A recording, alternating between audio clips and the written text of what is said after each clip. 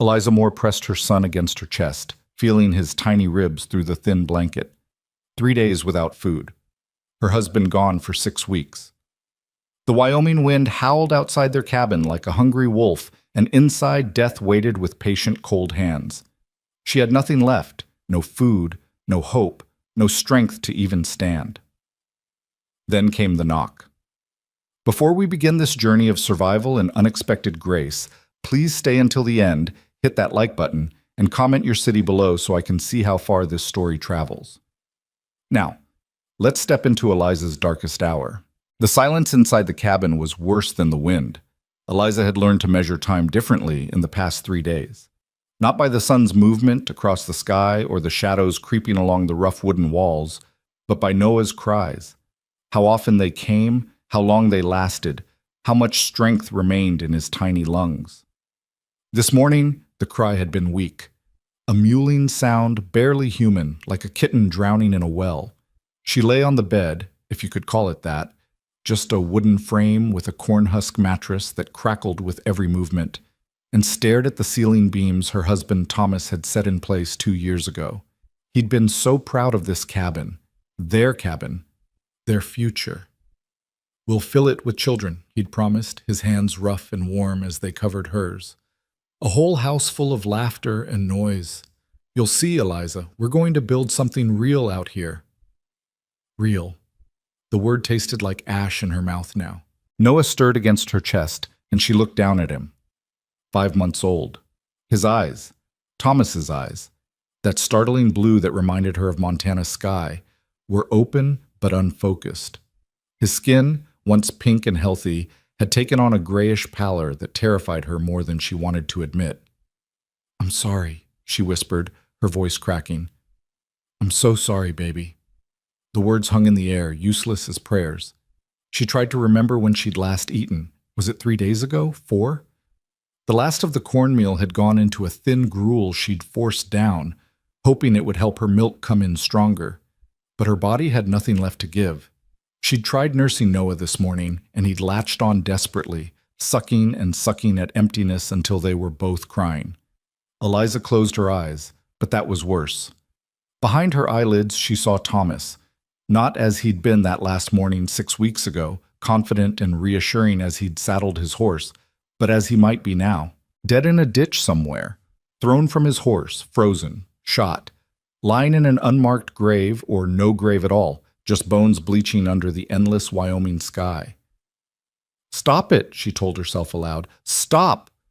But she couldn't stop the thoughts any more than she could stop the hunger gnawing at her insides. She forced herself to sit up, the room tilting dangerously. Noah made that weak mewling sound again, and she cradled him closer, feeling the terrible lightness of him. Babies were supposed to be solid, heavy with health and growth. Noah felt like bird bones wrapped in skin. The cabin spun around her. One room, 16 by 20 feet. A cook stove in the corner, cold now for 2 days. She'd burned the last of the wood yesterday. A table Thomas had built. 2 chairs. A trunk with her mother's quilt folded inside. The one piece of home she'd brought from Pennsylvania. Shelves on the wall, empty except for a single tin cup and a water bucket. The water bucket was still half full at least. The creek ran year-round just 50 yards from the cabin. She'd made that journey yesterday, stumbling through the snow, Noah tied to her chest with a shawl. It had taken everything she had. She wasn't sure she could make it again. Eliza stood slowly, gripping the bedpost for support. The room swayed, then settled. She moved to the window, each step requiring conscious thought. Left foot, right foot, don't fall, don't drop the baby. Outside, Wyoming stretched in every direction, beautiful and brutal. Snow covered everything, softening the harsh landscape into rolling white hills that looked peaceful from inside. Deceptive. Eliza knew what lay beneath that beauty. Rocks that could break an ankle, ravines that appeared without warning, cold that could steal your life in a single night if you made one wrong turn. The nearest neighbor was the Hutchinson family, 5 miles east. She'd met Martha Hutchinson once, a brisk, kind woman with 4 children and hands that never stopped moving. But 5 miles might as well have been 500. Not in this snow, not with a baby, not with her strength gone. Thomas had promised to be back in 2 weeks, 3 at most. The journey to Sweetwater Station was only 40 miles, a day-and-a-half ride in good weather. He'd go, get their winter supplies, maybe stop at the land office to file their claim properly, and come home. "It's just a formality," he'd said, kissing her forehead. "But it'll make this place officially ours, legal and proper. When I get back, we'll celebrate. I'll bring you something nice from the general store. Maybe some of that peppermint candy you like." 6 weeks ago, she'd watched him ride away, Noah asleep in her arms, the morning sun turning everything golden. She'd believed in that golden light, believed in Thomas's promises, believed in their future. Fool. A gust of wind rattled the window, and Eliza flinched. The glass, real glass, another thing Thomas had been proud of, was frosted with ice on the inside. Her breath came out in clouds. The cabin was barely warmer than the outdoors.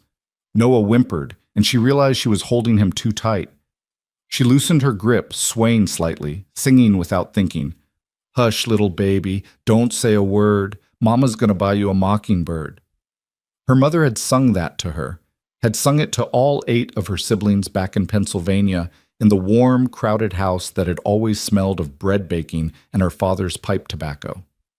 Eliza had left that house at 18, eager for adventure, for the West, for a husband who promised her the sky. "And if that mockingbird don't sing, Mama's gonna buy you a diamond ring." The lies we tell children, she thought, the lies we tell ourselves. There would be no mockingbird, no diamond ring. There would only be this: a cold cabin, an empty larder, a baby growing weaker by the hour, and a mother who had failed him. She moved to the cupboard, though she knew what she'd find. Opening it was just a ritual now, a way to pretend she still had choices. The shelves stared back at her, bare wood mocking her desperation. Not quite empty, though. In the back corner sat a tin of lard, scraped so clean the metal showed through.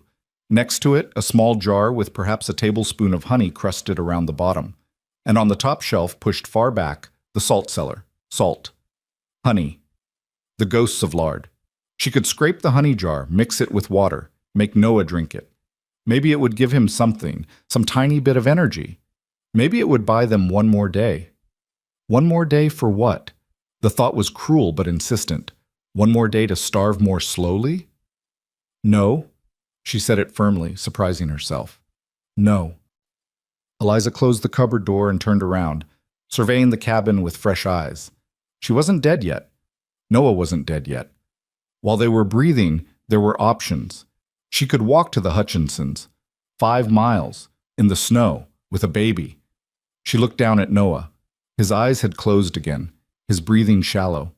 5 miles would kill them both. She could wait for someone to pass by. The cabin sat a quarter-mile off the main trail from Sweetwater to Lander. In summer, they saw riders every few days. But in winter, in this snow? She'd seen no one since Thomas left. She could pray. The thought came unbidden, and with it, a wave of something that felt like shame. She'd been raised God-fearing, had believed once that prayer could move mountains. But somewhere between Pennsylvania and Wyoming, between promises and broken dreams, she'd lost the ability to believe in divine intervention. If God cared about frontier women and their babies, he had a strange way of showing it. Still, her mother's voice echoed in her memory. "Pride comes before a fall, Eliza." "Fine," she whispered, and surprised herself by lowering carefully to her knees, cradling Noah against her chest. The wooden floor was cold, biting through her thin dress. She closed her eyes. "I don't," she started, then stopped. What was she even asking for? "I don't know if you're listening. I don't know if you care. But if you do, if there's any mercy left in this world, please, not for me, for him. He didn't ask to be born out here. He didn't ask for any of this. Please." She waited, eyes closed, listening. The wind howled. The cabin creaked. Noah's breath whistled softly against her neck. Nothing else. Eliza opened her eyes and stood, the movement taking more effort than it should have. Of course there was nothing. The universe didn't operate on the desperation of frontier mothers. It operated on cold mathematics. Survival of the strongest, death for the weak. She and Noah were on the wrong side of that equation. She carried Noah back to the bed and lay down, pulling the thin blanket over them both. Her wedding quilt was in the trunk, the good one, but she was saving that. For what? She wasn't sure. Maybe she thought that as long as the quilt stayed folded, as long as she didn't need its warmth, things hadn't gotten truly desperate. Stupid. Things were desperate. Things had been desperate for days, but still, she didn't get the quilt. Noah made a small sound, something between a sigh and a whimper. Eliza stroked his cheek with one finger, feeling the fragile architecture of his skull, the softness of the fontanelle where the bones hadn't yet fused. So vulnerable, so dependent on her, and she had failed him so completely. "I'm sorry," she whispered again. The apology was becoming a prayer of its own, a mantra against the silence. "I'm so sorry, baby. Your daddy's coming home. He has to be. He wouldn't leave us. He wouldn't."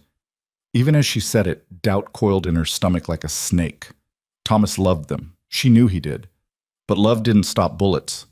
Love didn't prevent accidents. Love didn't protect against the 100 ways a man could die in Wyoming's wild country. The afternoon light was fading.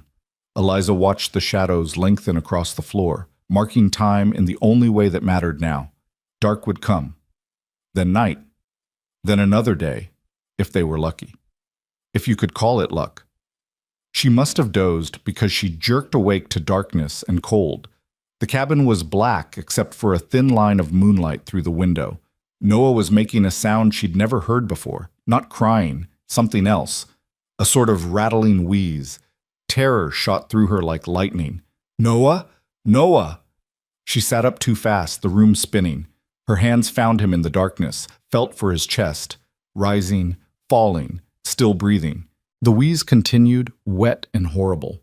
She fumbled for the matches on the bedside table, her hands shaking so badly it took 3 tries to strike one. The flame bloomed yellow, and she lit the stub of candle they'd been rationing. In the candlelight, Noah's face was gray. His lips had a bluish tinge. "No, no, no, no!" Eliza's voice was rising, panic threading through it. She held him upright, patting his back the way she'd seen Martha Hutchinson do with her baby. "Breathe, sweetheart, breathe." The wheezing continued. Minutes passed. How many? She didn't know. Each second stretched like hours. Then, finally, the sound eased. Noah's breathing settled into something closer to normal, though still shallow. Eliza sat there, candle burning down, holding her son and shaking. This was it. This was the end of what she could endure.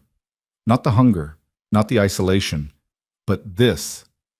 The sound of her baby struggling for breath in the darkness, the absolute helplessness of her position. She'd made a mistake coming here. She'd made a mistake believing in Thomas's dreams. She'd made a mistake thinking she was strong enough for the frontier. The candle sputtered. Almost out. She should blow it out, save the last bit for another night. But another night for what? In the end, she let it burn. Dawn came slowly, gray light seeping through the frost-patterned window. Eliza hadn't slept again.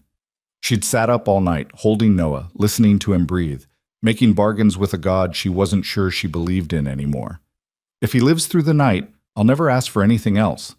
If he lives until morning, I'll be grateful. If he just keeps breathing, I won't complain about anything ever again. Stupid bargains, desperate bargains, the kind made by people who have no cards left to play. But Noah was still breathing. Eliza stood, her body protesting every movement. She felt hollowed out, scraped clean, as if everything that made her human had been burned away, leaving only the animal imperative: survive. Keep the baby alive. Nothing else mattered. She moved to the window, Noah against her shoulder. Outside, the world was white and still. Beautiful. Deadly.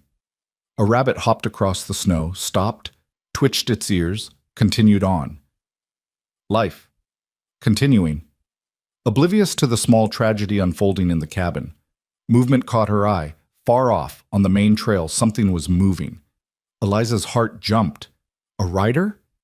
She pressed her face to the cold glass, straining to see. Yes. A horse and rider, moving slowly through the snow, coming from the direction of Sweetwater Station. Thomas. It had to be Thomas. Hope exploded in her chest, painful and bright. She wanted to run outside, to wave, to scream his name, but her body wouldn't cooperate. She could barely stand, and something held her back, some small voice of caution that said, "Don't hope, don't believe, not yet." The rider was getting closer. Eliza could make out more details now. A brown horse, a man in a dark coat, a hat pulled low. Not Thomas. Thomas's horse was gray, and the way this man sat his horse, the shape of him, it was wrong.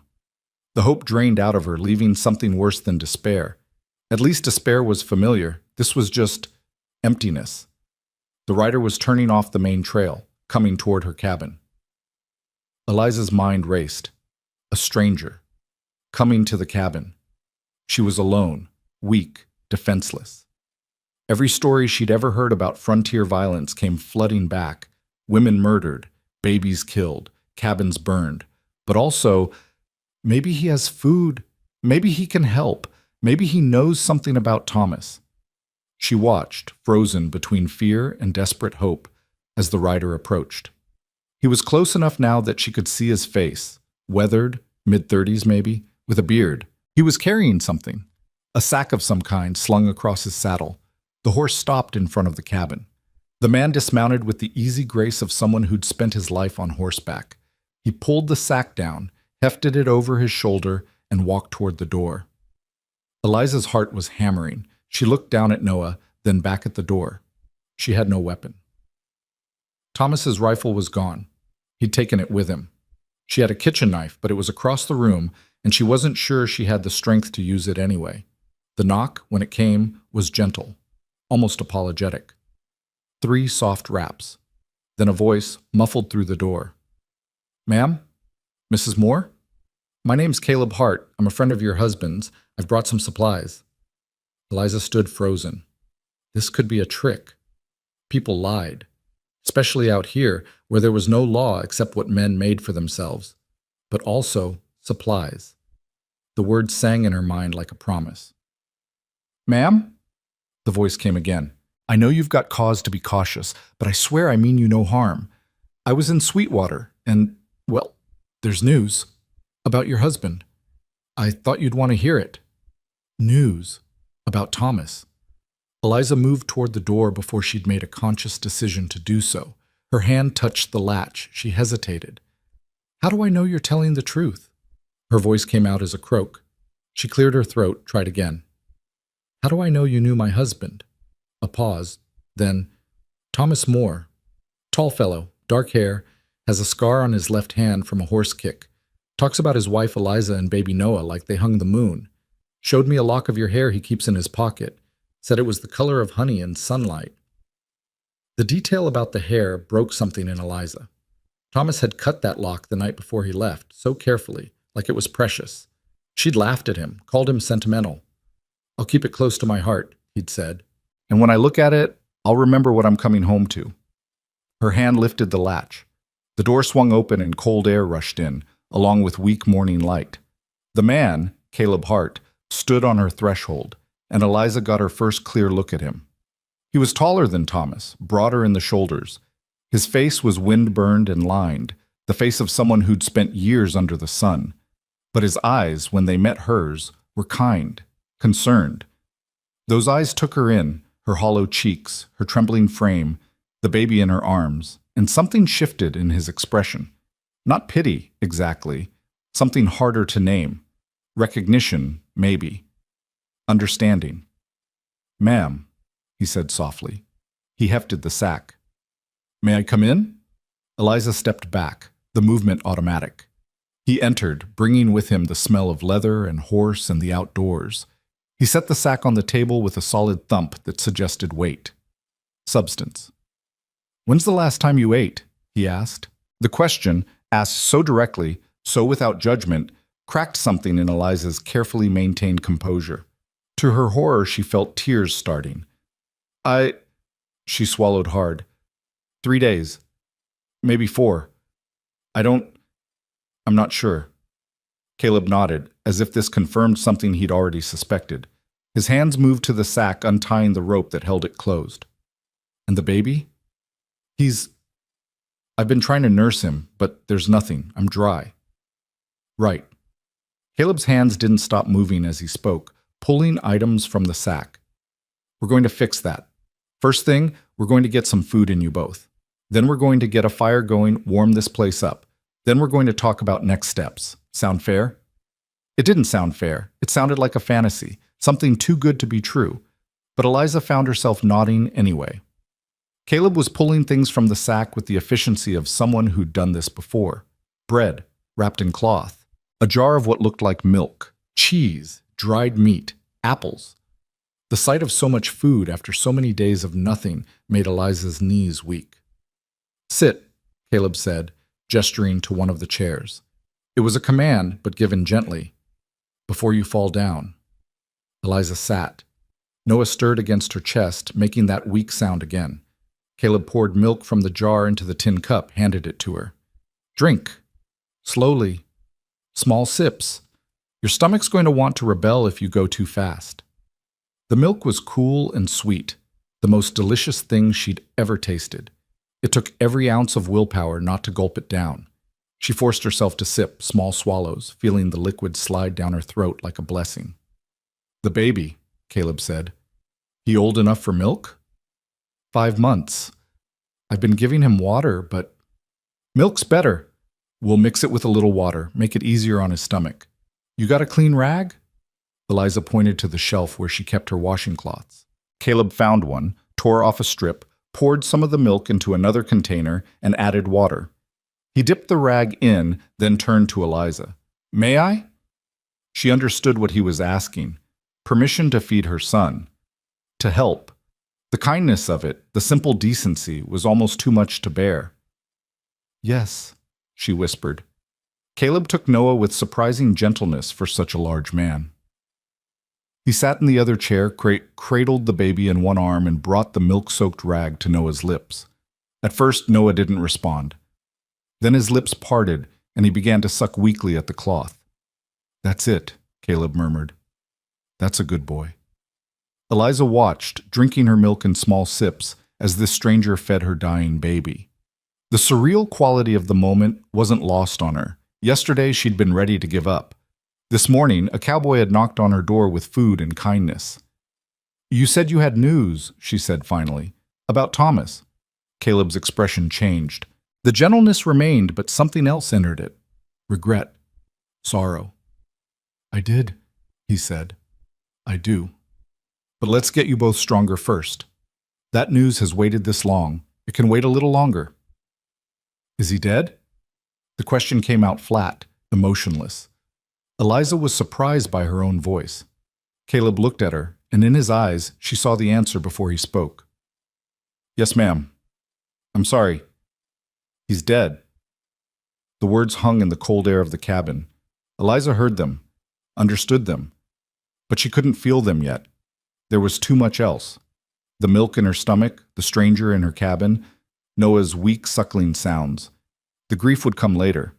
Right now, there was only this moment, and the strange mercy of a cowboy's knock. She nodded slowly. Tell me. Let me get this fire going first, Caleb said. Then I'll tell you everything. Caleb moved around the cabin with quiet efficiency, gathering what little wood remained stacked by the door. His hands worked steadily, arranging kindling in the cold stove, striking a match that flared bright in the dim morning light. The flame caught, grew, and soon the crackle of burning wood filled the silence that had pressed down on Eliza for so many days. She watched him, still sipping the milk he'd given her, still trying to reconcile the reality of his presence with the despair she'd woken to only an hour before. Noah had fallen asleep in Caleb's arms, the milk-soaked rag still clutched near his mouth. The baby's breathing was easier now, more regular. Color was already returning to his grayish cheeks. Such a small thing, milk. Such a simple mercy. Yet it was everything. You're good with babies, Eliza heard herself say. The words felt strange in her mouth, conversation after so many days of silence. Caleb glanced up from the stove, a slight smile touching his weathered face. Had some practice. Got 3 sisters, all younger. By the time the last one came along, I was changing diapers and warming bottles like I'd been born to it. He adjusted Noah in his arms, supporting the baby's head with practiced care. My ma used to say I had gentle hands for a rough man. Your mother sounds wise. She was. Died 4 years back, influenza. He said it matter-of-factly, but Eliza heard the loss beneath the words. Everyone out here had losses. They wore them like second skins. The fire was catching now, heat beginning to seep into the frozen cabin. Caleb closed the stove door and stood, still holding Noah. He looked around the room, and Eliza saw it through his eyes, the empty shelves, the bare table, the signs of desperate rationing everywhere. "How long's it been?" he asked quietly. "Since your husband left?" 6 weeks. He was supposed to be back in 2. Eliza set down her cup, her hands shaking slightly. The milk sat heavy in her stomach, her body almost confused by actual nourishment. "I kept thinking he'd come. Every day I'd watch the trail. Every night I'd tell myself tomorrow. He'll come tomorrow." Caleb nodded slowly. He moved to the rocking chair near the stove, Thomas's chair, where he used to sit in the evenings and talk about his plans, and settled into it with Noah. The baby sighed in his sleep, a sound of contentment that made Eliza's throat tight. "Mrs. Moore," Caleb began, then paused. "May I call you Eliza? Seems foolish to stand on formality when I'm holding your baby." "Eliza's fine." "Eliza, then. And you can call me Caleb." He took a breath, as if steadying himself for difficult words. "I need to tell you what happened to Thomas. It's not easy hearing, but you deserve the truth. All of it." Eliza gripped the edge of the table. "I'm listening." "I met your husband 6 weeks ago in Sweetwater Station. I was there selling horses, and he was there for supplies. We got to talking in the saloon. Nothing heavy, just the usual talk men have. Where we were from, what brought us to Wyoming, the weather. He mentioned his homestead, his wife, and new baby. Showed me that lock of hair."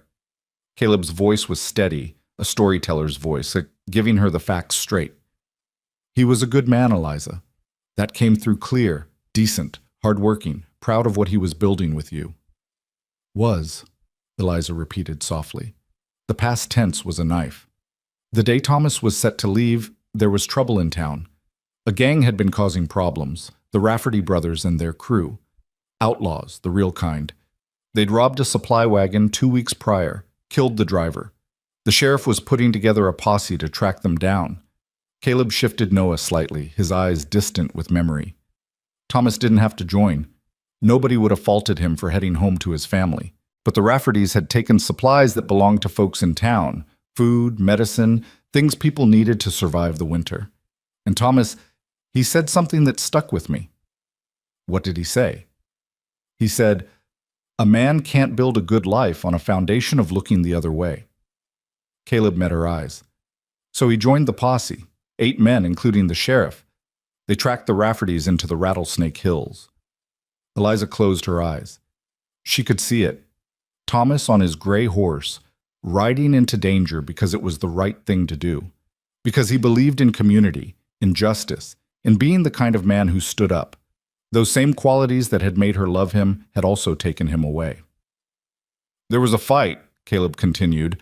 "The Raffertys holed up in a canyon, and the posse surrounded them. It should have been simple, 8 against 4. But nothing simple when bullets start flying." He paused, and Eliza heard the weight of what came next.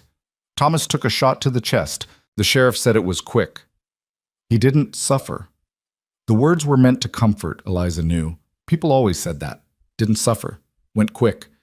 As if the speed of death somehow made it better, made it hurt less for those left behind. "Where is he?" Her voice was barely a whisper. "His body. Buried in Sweetwater. There's a cemetery on the hill behind the church. The whole town turned out for the funeral. The minister said words. They marked his grave properly. Wooden cross with his name and dates. The sheriff paid for it out of the reward money." Caleb's voice gentled. "They caught the Raffertys, Eliza. All 4 of them.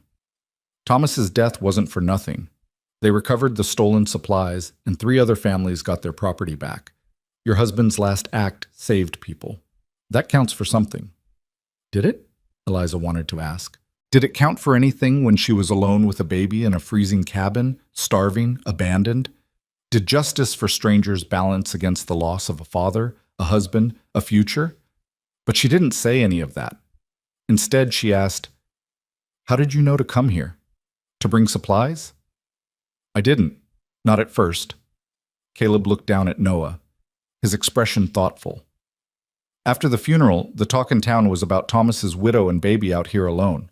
The sheriff mentioned sending someone to check on you, but winter hit hard right after, and the trails got bad. Weeks passed. I kept thinking about you out here, not knowing. Then 3 days ago, I finished my business in Sweetwater, and I thought someone's got to tell her, someone's got to make sure she's all right. So you came? Eliza felt something shift inside her chest, some tight knot loosening slightly. You didn't know us. You didn't owe us anything, but you came. Seemed like the thing to do. Caleb said it simply, as if riding 40 miles through snow to help a stranger was the most natural thing in the world. Besides, I made a promise to Thomas the night before the posse left. We were having drinks and he was talking about you and the baby. He got quiet for a minute, then he looked at me and said, "If something happens to me, I need to know someone will check on them. Will you do that? Will you make sure my family is taken care of?" Caleb's jaw tightened. I told him nothing was going to happen, but I also said yes. A man's word is his bond, especially to the dying. He knew, Eliza said, understanding blooming cold in her chest. He knew it was dangerous. He knew he might not come back. Maybe. Or maybe he was just being careful. Either way, I made that promise, and I aimed to keep it. The fire popped and crackled. Heat was filling the cabin now, pushing back the cold that had lived in these walls for days. Eliza felt it on her skin, felt her frozen muscles beginning to unknot. With the warmth came feeling, and with feeling came grief. It rose in her like a tide, dark and overwhelming. Thomas was dead. Had been dead for weeks while she waited, while she hoped, while she told herself he was just delayed. All those nights she'd lain awake listening for hoofbeats, imagining his return. He'd already been in the ground, already cold, already gone. "I need," she started, then couldn't finish. Her breath was coming short, her vision blurring with tears she'd been too dehydrated to cry before. Caleb was on his feet instantly, Noah cradled in one arm. He guided Eliza back to the bed with his free hand, easing her down. "Let it out," he said quietly. "You've been strong long enough." And she did. The sobs came from somewhere deep, somewhere she'd kept locked and barred for 6 weeks. They racked her body, violent and cleansing, tears streaming down her face for the husband she'd lost, for the future that had died with him, for the terror of the past few days, and the hopelessness that had nearly consumed her. Caleb didn't try to quiet her or offer empty platitudes. He simply stood nearby, holding her son, letting her grieve. When Noah stirred and began to fuss, Caleb paced the small cabin, rocking him gently, humming some tuneless melody that nonetheless soothed the baby back to sleep. Eventually, the storm passed. Eliza's sobs faded to quiet tears, then to silence. She lay on the bed, exhausted in a way that had nothing to do with hunger, everything to do with loss. "I loved him," she said into the quiet. "Even when he drove me crazy with his big dreams and his stubbornness, I loved him." "He knew," Caleb replied. "Trust me, he knew. That's all he talked about, getting home to you." Eliza sat up slowly, wiping her face with her sleeve. Her eyes felt swollen, her head ached, but there was also a strange clarity. The worst had happened. Thomas was dead. She'd grieved, and yet she was still here. Noah was still here. The world hadn't ended, even though it felt like it should have. "What happens now?" she asked. Caleb settled back into the rocking chair, Noah still sleeping peacefully in his arms. It struck Eliza how natural he looked holding her son, this stranger who'd appeared like an answer to a prayer she hadn't quite believed in. "Now," Caleb said, "we take things one step at a time. First step is getting you both healthy again. You need to eat regularly, build your strength back up. I brought enough supplies to last you 2 weeks, maybe 3, if you're careful. Second step is figuring out your situation. This homestead, is it legally yours?" Eliza nodded. "Thomas filed the claim when we first arrived, but he was going to Sweetwater to finalize the paperwork, make sure everything was in order." "Did he finish that before he died?" "I don't know. I don't know what he did or didn't do. The helplessness of it washed over her. I don't know anything. That's all right. That's something I can find out when I go back to town. If the claim's in order, this land is yours. If not, we'll figure out how to make it right. Caleb's voice was calm, practical. The thing is, Eliza, you can't stay out here alone. Not through the winter, not with a baby.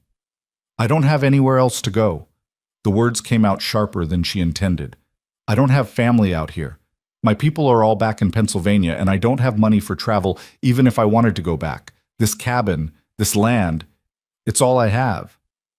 I understand that, but having land and surviving on it alone are two different things. You need help, at least through the winter. Caleb paused, choosing his words carefully. There's a boarding house in Sweetwater run by a woman named Margaret Chen. She takes in women who need a place to stay, widows mostly, and women traveling through. The rooms are clean, the food's good, and she charges fair rates.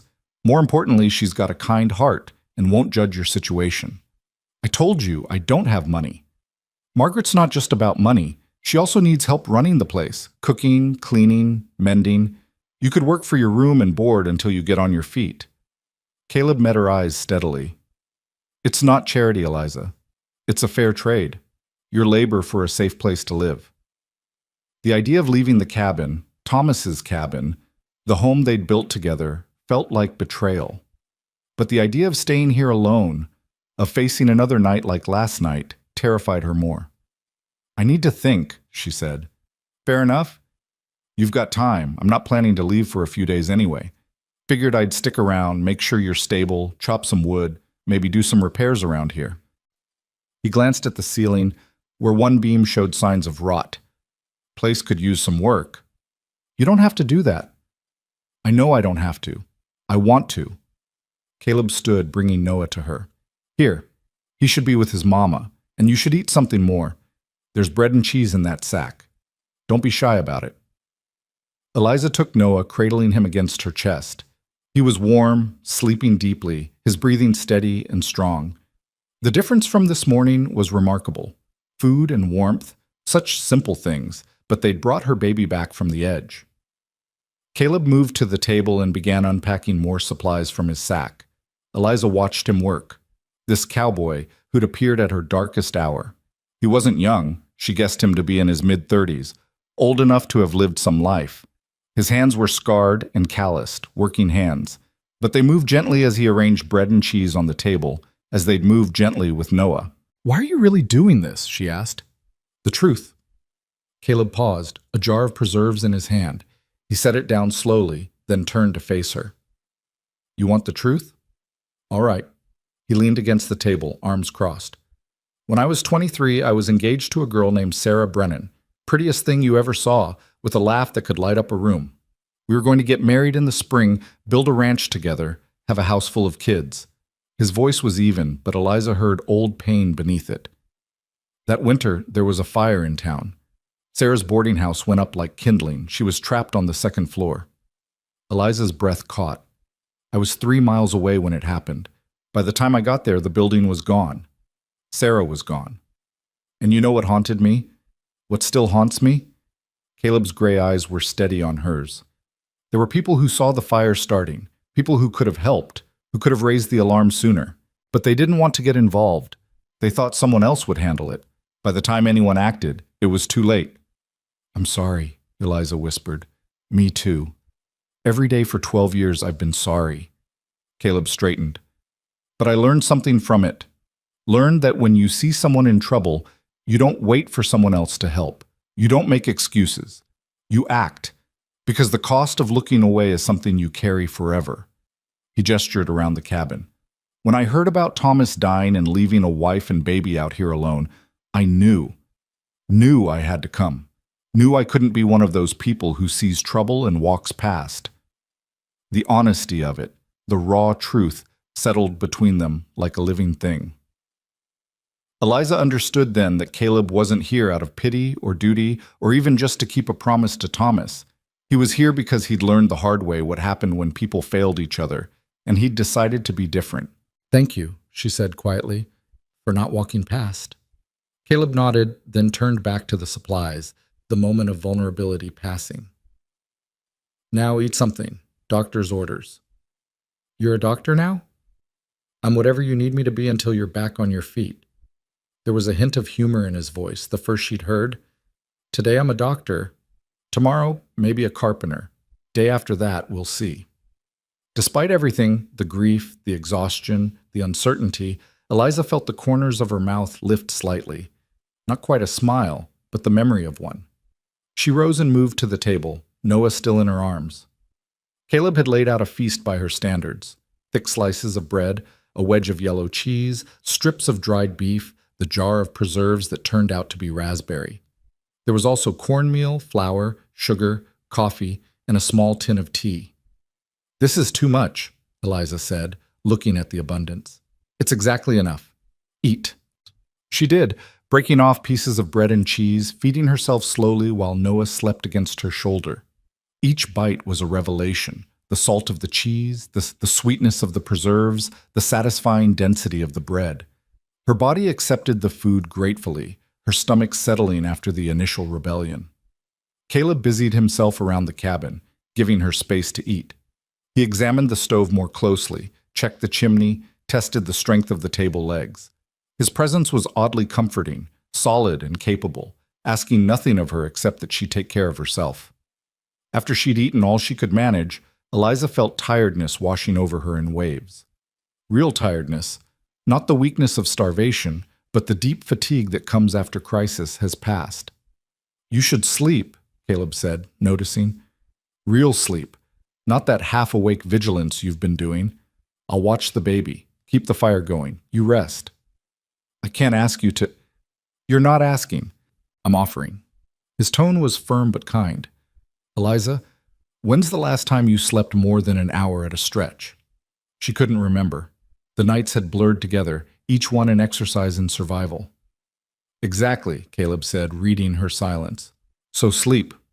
I'll be right here. There were 100 reasons to protest, but Eliza found she didn't have the energy for any of them. She moved to the bed, still holding Noah. Caleb brought over the good quilt from the trunk, the one she'd been saving, and draped it over them both. Sleep, he said again quietly.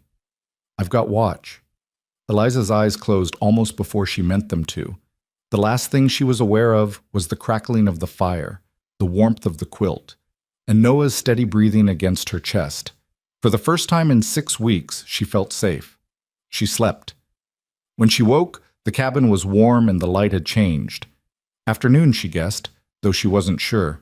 For a moment, she panicked, not knowing where she was, why she felt so warm. Then memory returned in a rush.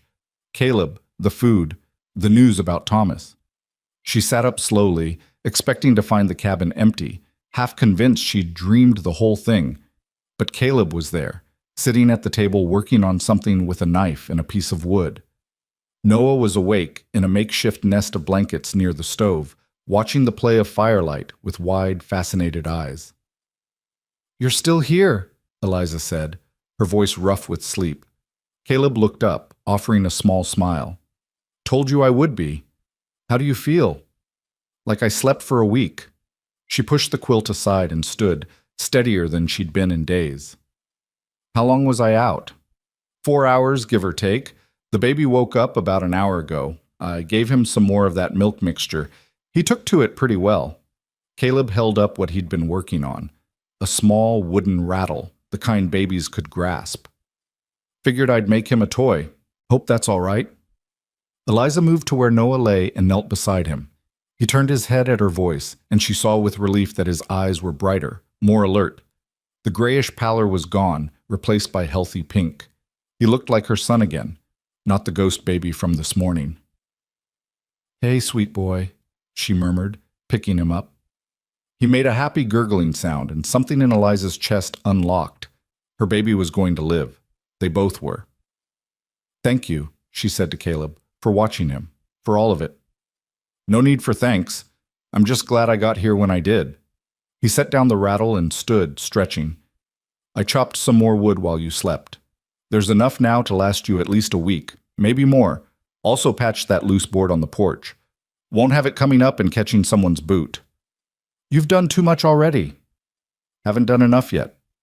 Caleb moved to the window, looking out at the fading afternoon light. Storm's coming in. Can feel it in the air. We'll probably be snowed in for a few days once it hits. Which is fine. Gives us time to get you really stable before I head back to town. The thought of being alone again, even in a warm cabin with food, made Eliza's stomach knot.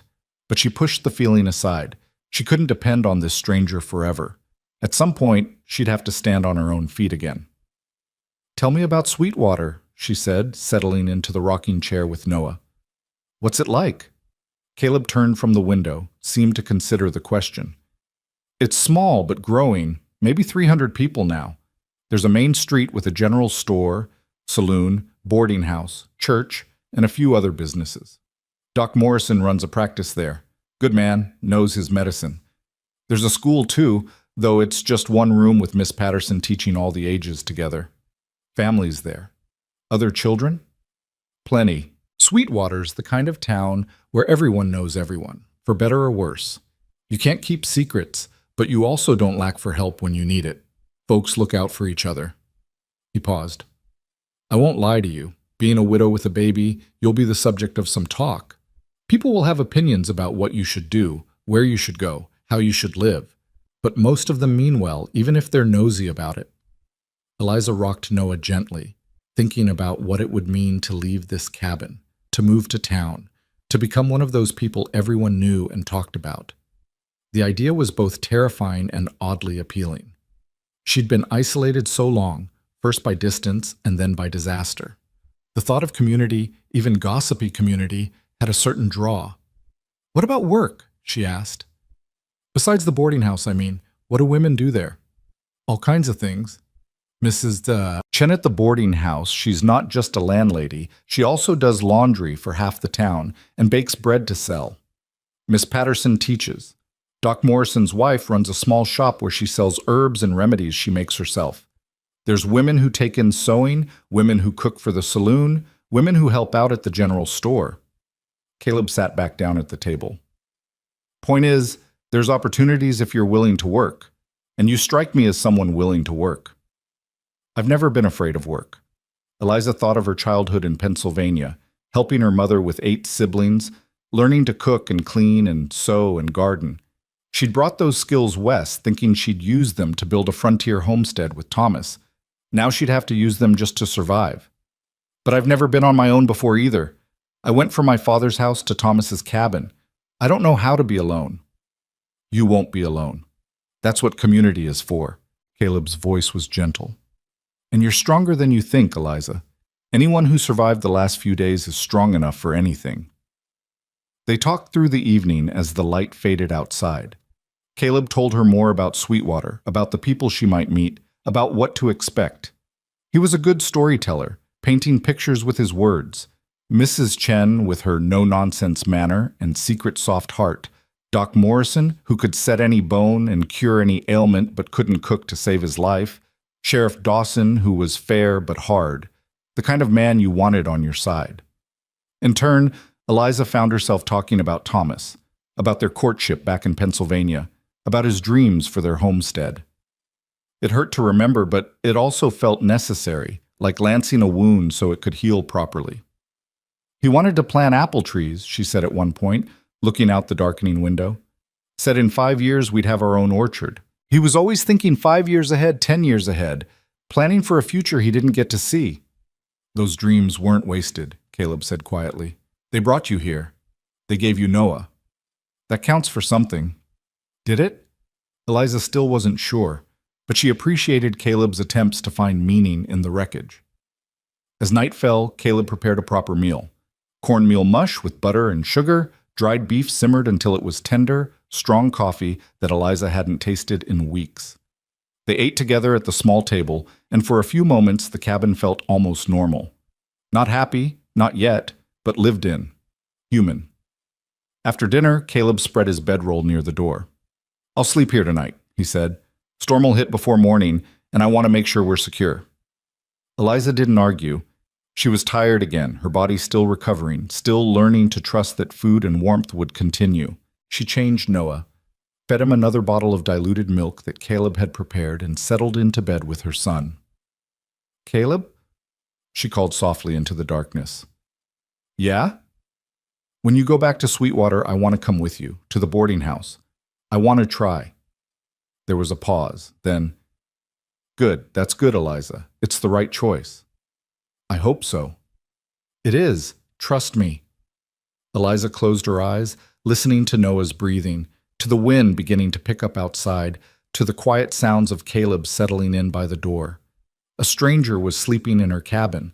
Her husband was dead and buried in a town she'd never seen, and her entire future was uncertain. But she was alive. Her son was alive. And for tonight, in this moment, that was enough. The storm hit just before dawn, wind howling around the cabin like something alive and angry. But inside, the fire burned warm, the supplies sat secure on the shelves, and 3 hearts beat steady in the darkness. Tomorrow would bring new challenges. But tomorrow was still hours away, and tonight, Eliza Moore allowed herself something she hadn't felt in 6 weeks. Hope. The storm lasted 3 days. Snow fell in sheets, piling against the cabin walls until the windows were half buried in white. The wind screamed and moaned, finding every crack in the wood, every weakness in the structure Thomas had built. But inside, the fire never went out. Caleb kept it fed, kept the cabin warm, while Eliza focused on regaining her strength and caring for Noah. On the second day, she woke to find Caleb already up, coffee brewing on the stove. He'd made breakfast, fried cornmeal cakes with a drizzle of honey, and the smell alone was enough to make her stomach growl. "Morning," he said, not looking up from the pan. "How'd you sleep?" "Better." It was true. Each night brought deeper rest, her body slowly trusting that it wouldn't wake to cold and starvation. "How's the storm?" "Still raging. We're not going anywhere today." He plated the cornmeal cakes and brought them to the table. "Which is fine. Gives us time to talk about practical matters." Eliza settled Noah in his blanket nest and joined Caleb at the table. The food was simple but good, and she ate slowly, savoring each bite. Her appetite was returning, her body demanding fuel to repair the damage of those terrible weeks. "What kind of practical matters?" she asked between bites. Caleb poured coffee for them both, his movements deliberate. "Your claim on this land, your husband's affairs, what you'll need in town." He took a sip of coffee. "I've been thinking about it, and there's some things we should settle before we leave." "All right. First, the homestead claim. You said Thomas filed it but was going to finalize the paperwork. Do you have any documents here? Anything that proves your ownership?" Eliza thought for a moment, then rose and went to the trunk. Beneath her mother's quilt was a small wooden box where Thomas had kept important papers. She brought it to the table and opened it, revealing a handful of documents. There was their marriage certificate, worn at the folds from the journey west. Noah's birth record, which Thomas had written out himself in his careful hand. A deed to the land, stamped and signed, with Thomas Moore's name in bold letters at the top. Caleb examined the deed carefully, holding it up to the light from the window. "This is good, real good. The claim's properly filed, and it's in Thomas's name as head of household. As his widow, this transfers to you automatically. The land is yours, Eliza, legal and clear." Relief washed through her. "So I won't lose it?" "Not unless you choose to sell it or abandon it. Though," Caleb paused, choosing his words carefully, "there is the matter of proving up. You know about that?" Eliza nodded slowly. Every homesteader knew the rules. You had to live on the land for 5 years, make improvements, cultivate crops. Only then did the land truly become yours, free and clear. "Thomas and I were in our 2nd year," she said. "We built the cabin, started clearing fields. We were going to plant wheat come spring." "Right, and now you're on your own." Caleb set down the deed. "The law says you have to maintain the claim. Live here, work the land. If you move to town permanently, you could lose it. But if you move to town temporarily, with the intention of returning, the claim should hold, especially given that you're a widow with an infant. The land office tends to be reasonable in cases like yours." "So what are you suggesting?" "I'm suggesting you go to town for the winter, get stable, get strong. Come spring, you can decide what you want to do with this place. Maybe you'll want to sell it. Maybe you'll want to hire help and try to work it. Maybe you'll want to hold on to it, but not live here. All of those are options, but you don't have to decide now." Caleb's gray eyes were steady on hers. Right now, you just need to survive. Everything else can wait. It made sense, the practical logic of it, but the thought of leaving, even temporarily, still felt like betrayal. This cabin held 2 years of her life, her marriage, her dreams. Thomas had built every beam, chinked every gap. Leaving it felt like leaving him all over again. I know it's hard, Caleb said quietly, reading her face, but staying here alone won't bring him back. And it might kill you and the baby before winter's done. You know that, don't you? I know. Eliza's voice was barely a whisper. I thought we'd grow old here. I thought I'd bury him in the little plot by the creek when we were both gray and tired. I never thought I'd be leaving so soon, with him already in the ground somewhere I've never seen. Caleb reached across the table and covered her hand with his. The gesture was simple, almost brotherly, but the warmth of human contact after so much isolation brought tears to Eliza's eyes. You're not leaving him, Caleb said firmly. You're carrying him with you, in your memories, in your son, in the strength he helped you build. Thomas lives in all of that, and no piece of land can hold him better than you already do. The words settled into her chest, easing something she hadn't known was tight. She wiped her eyes and nodded. All right, we'll go to town, but I want to come back in the spring. I want to see what this place looks like when it's not trying to kill me. A hint of a smile touched Caleb's face. Deal. Now, second practical matter, money. Do you have any? Savings? Anything Thomas might have left? Eliza shook her head. We spent everything we had building this place and buying supplies. Thomas was going to sell some furs and deer hides in Sweetwater, use that money for winter provisions. But I don't know if he did before. She couldn't finish the sentence. He did, Caleb said. I checked with the general store. Thomas sold his furs and hides the day he arrived. Got a fair price, too. The money was supposed to be for supplies, but then he joined the posse and... He paused. The thing is, that money's still at the general store. Mr. Hendricks, the owner, he held on to it when he heard about Thomas, said it belonged to the widow and he'd keep it safe until someone came to claim it. How much? $43. Eliza's breath caught. $43. It was more than she'd dared hope for. Not a fortune, but enough to give her options, enough to keep her and Noah for months if she was careful. That changes things, she said slowly. It does. With that money, you can pay Mrs. Chen for room and board if you want, or you can work for your keep and save the money for later. Either way, you've got resources. You're not starting from nothing. They talked through the morning, making plans. Caleb would take her to Sweetwater as soon as the storm broke. He'd introduce her to Mrs. Chen, help her get settled, make sure she collected Thomas's money from the general store. He'd also take her to see Thomas's grave if she wanted. I do, Eliza said when he mentioned it. I need to see it, to make it real. Understood. The third day of the storm was quieter. The wind died down, and the snow fell softly instead of in violent sheets. By afternoon, patches of blue were visible through the clouds. We'll leave tomorrow, Caleb said, standing at the window. If the weather holds. That night, Eliza packed what little she owned. Her clothes, plain and practical. Noah's things, the few baby garments she'd sewn, the blankets, the wooden rattle Caleb had made, her mother's quilt, the box with the important papers. It all fit in one small trunk and a canvas bag. Everything else, the furniture, the dishes, the tools, would stay. The cabin would wait, locked and quiet, for her return. If she returned. She stood in the doorway as the sun set, looking at the room that had been her home. The bed where Noah was born. The table where she and Thomas had eaten countless meals, talking and planning and dreaming. The stove where she'd learned to bake bread at high altitude, where she'd burned more dinners than she cared to count, while Thomas laughed and ate them anyway. Goodbye, she whispered. Then, more firmly, I'll be back. They left at dawn. Caleb had hitched his horse to a small sledge he'd fashioned from wood he found in the lean-to. It wasn't pretty, but it would carry Eliza, Noah, and their belongings across the snow more easily than trying to ride horseback. Eliza took one last look at the cabin, small and sturdy against the endless white landscape. Then she settled into the sledge with Noah bundled against her chest, and Caleb clicked his tongue at the horse. They moved slowly, following the trail when they could find it, Caleb's instinct and experience when they couldn't. The world was silent except for the creak of the sledge and the soft crunch of hooves on snow. Beautiful and deadly, just as it had always been. Around midday, they stopped to rest the horse and eat. Caleb had packed food for the journey, bread and cheese and dried meat.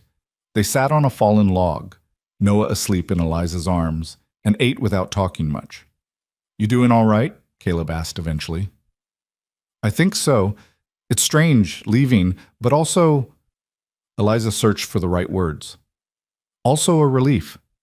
Is that terrible? To feel relieved?" "No, it's human."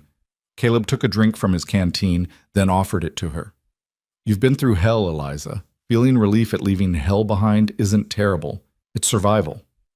They reached Sweetwater as the sun was setting on the second day of travel. Eliza's first glimpse of the town was underwhelming. A handful of buildings clustered along a wide dirt street, smoke rising from chimneys, yellow light glowing in windows. After the isolation of the homestead, though, it looked like civilization, like safety. Caleb guided the horse down the main street, and Eliza saw the buildings he'd described. The general store, its porch stacked with goods. The saloon, already noisy with evening customers. A small church with a white steeple. And at the far end of the street, a large two-story building with a sign that read, "Chen's Boarding House." They stopped in front of it. Caleb helped Eliza down from the sledge, and she stood for a moment, Noah in her arms, looking up at the building that might become her new home. "Ready?" Caleb asked. "No, but let's go anyway." The door opened before they could knock. A woman stood there, small and neat, with black hair pulled back in a bun and dark eyes that took in everything at once. She was perhaps 50, with the kind of face that could look stern or kind depending on her mood. "Caleb Hart," she said, her voice carrying a trace of an accent Eliza couldn't place. "I wondered if you'd make it back before the next storm." "Mrs. Chen," Caleb removed his hat. "I brought someone who needs your help. This is Eliza Moore, Thomas Moore's widow, and her son Noah." Mrs. Chen's expression shifted immediately from businesslike to compassionate. "Come in, come in. You must be frozen." She stepped aside, gesturing them into a warm hallway that smelled of cooking food and wood smoke. "I heard about your husband, Mrs. Moore. I'm very sorry for your loss." "Thank you," Eliza managed. They followed Mrs. Chen down the hallway and into a large parlor. A fire burned in the hearth, and several women sat in chairs around it, sewing or reading. They looked up with open curiosity as Eliza entered. "Ladies, this is Mrs. Eliza Moore. She'll be staying with us for a while." Mrs. Chen's tone made it clear that gossip would not be tolerated. "Mrs. Moore, these are some of my other guests. That's Mrs. Patterson. She teaches at the school. Miss Sarah Reeves, she's passing through on her way to California. And Mrs. Dorothy Hutchinson." At the last name, Eliza's head snapped up. "Hutchinson? Martha Hutchinson's family?"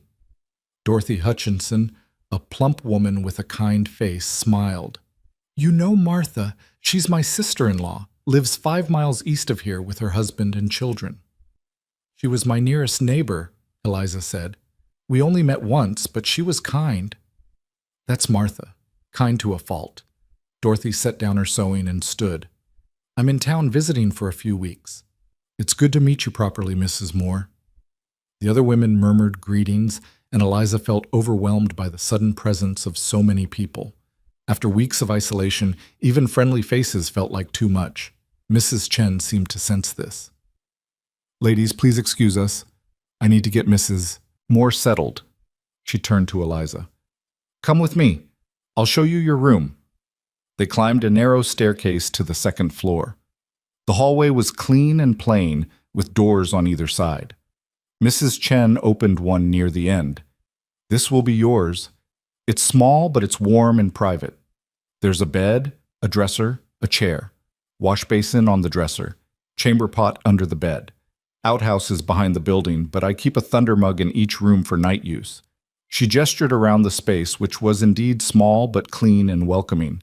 "Meals are at 7 in the morning, noon, and 6 in the evening. You're expected to help with cleanup after. If you need anything washed, bring it down on Monday mornings. Any questions?" Eliza's head was spinning. How much? For the room and board? Mrs. Chen's expression softened. We can discuss that tomorrow. Tonight you just get settled. There's hot water downstairs if you want to wash up, and I'll bring you a supper tray. You look like you could use some peace and quiet. I can work, Eliza said quickly.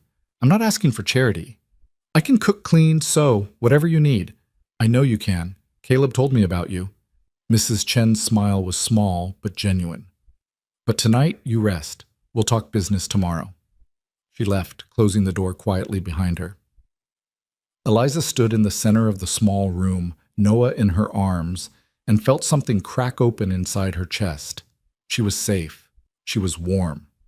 She had a bed, a roof, people around her. The terror of the past weeks, the desperate isolation, the fear of dying alone. It was over. Eliza sank onto the bed and wept, this time not from grief, but from sheer relief. The next morning, Eliza woke to sunlight streaming through a real glass window and the smell of coffee drifting up from downstairs. For a moment, she couldn't remember where she was. Then Noah stirred beside her, and it all came back. Sweetwater, the boarding house, safety. She dressed quickly in her cleanest dress, which still looked shabby and worn, and carried Noah downstairs. The dining room was full of people, not just the women from last night, but others too. Men in work clothes eating breakfast before heading out to their jobs. A family with 3 children, the youngest not much older than Noah. The noise and bustle was overwhelming after so much silence. Mrs. Chen appeared at her elbow. Come, sit. There's oatmeal and bacon, biscuits and gravy. Help yourself. Eliza filled a plate, though she still couldn't eat much at once, and found a seat at the long table. Dorothy Hutchinson sat across from her, and they exchanged shy smiles. After breakfast, Mrs. Chen took Eliza into a small office off the kitchen. She gestured to a chair, and Eliza sat, Noah on her lap. Let's talk plainly, Mrs. Chen said, settling behind a scarred wooden desk. You need a place to stay. I need help running this house. I'm getting older, and the work is getting harder. I could use someone reliable. She folded her hands on the desk. Here's what I'm offering. You work for me, cooking, cleaning, helping with the laundry, whatever needs doing. In exchange, you get your room, 3 meals a day, and a small wage. 50 cents a week to start.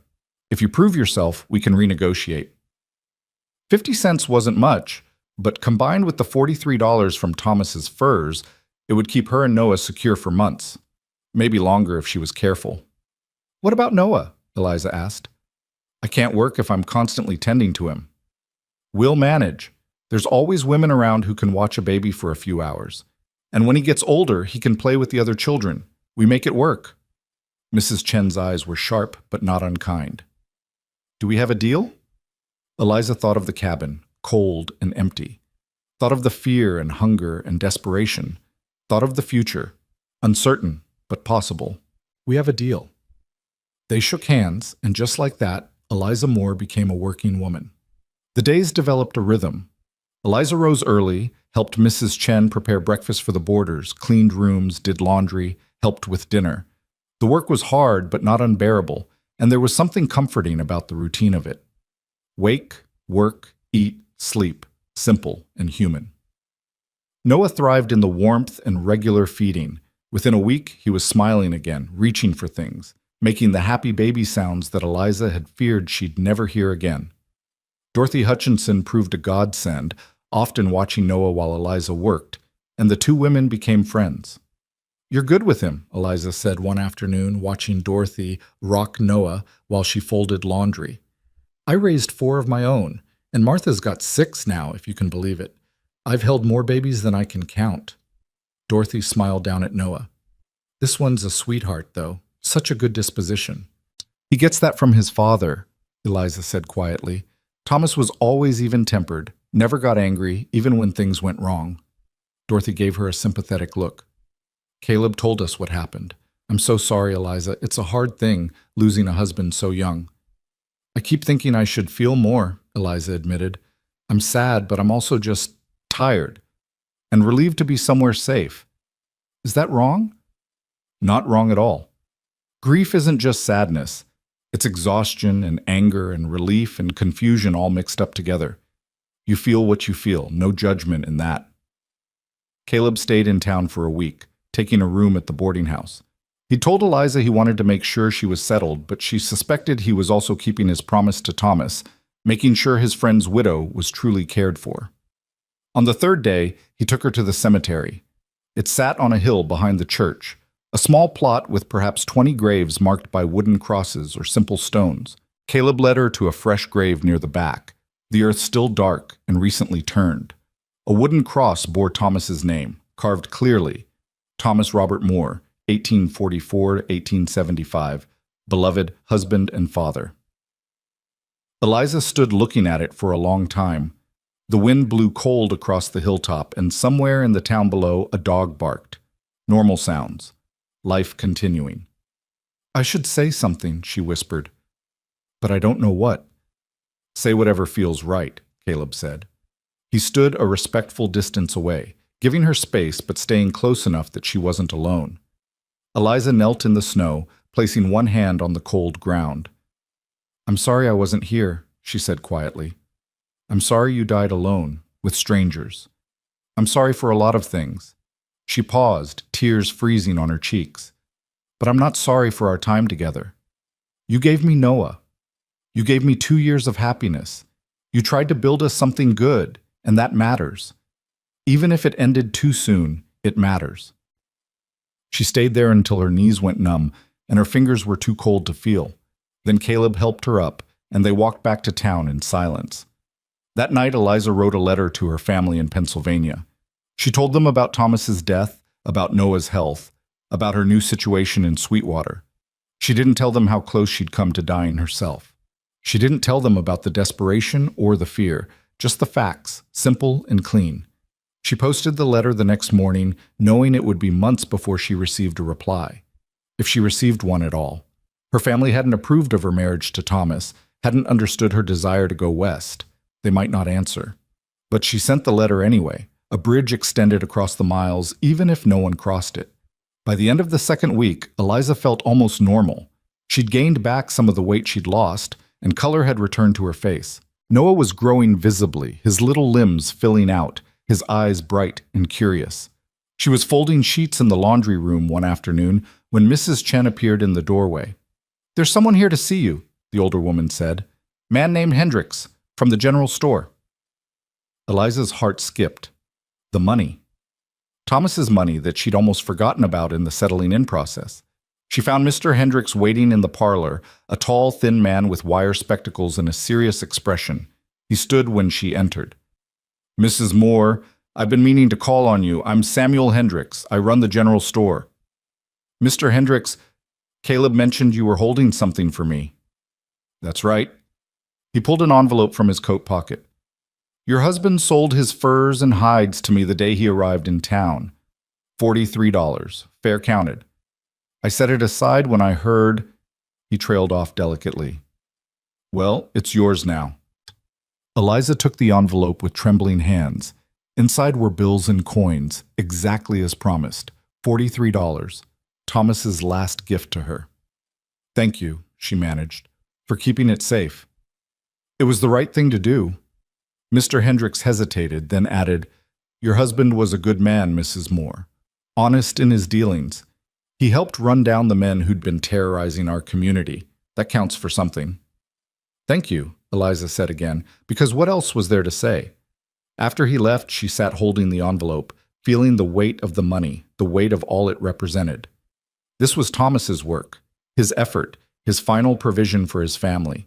He'd died trying to protect people, but he'd also died having taken care of his own. That night, Eliza counted out the money and divided it carefully. She gave Mrs. Chen $2 for the first month's room and board, even though they'd agreed she'd work for her keep. The older woman tried to refuse, but Eliza insisted.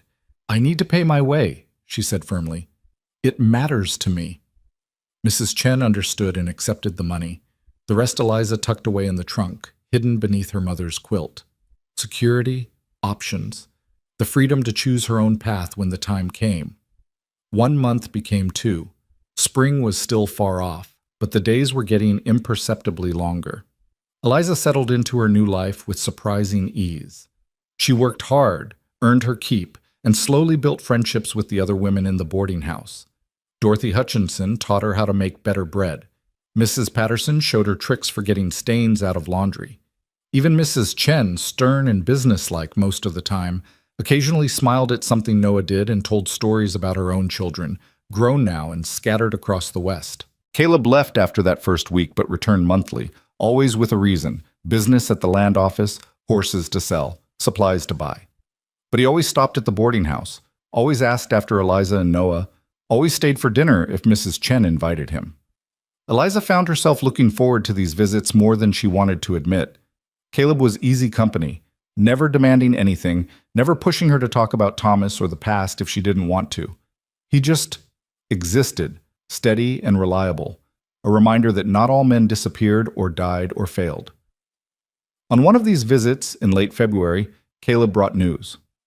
"I stopped by your homestead," he said over coffee in the boarding house parlor. "Made sure everything was secure, fixed a shutter that had come loose in the wind. The cabin's holding up fine." "Thank you for checking."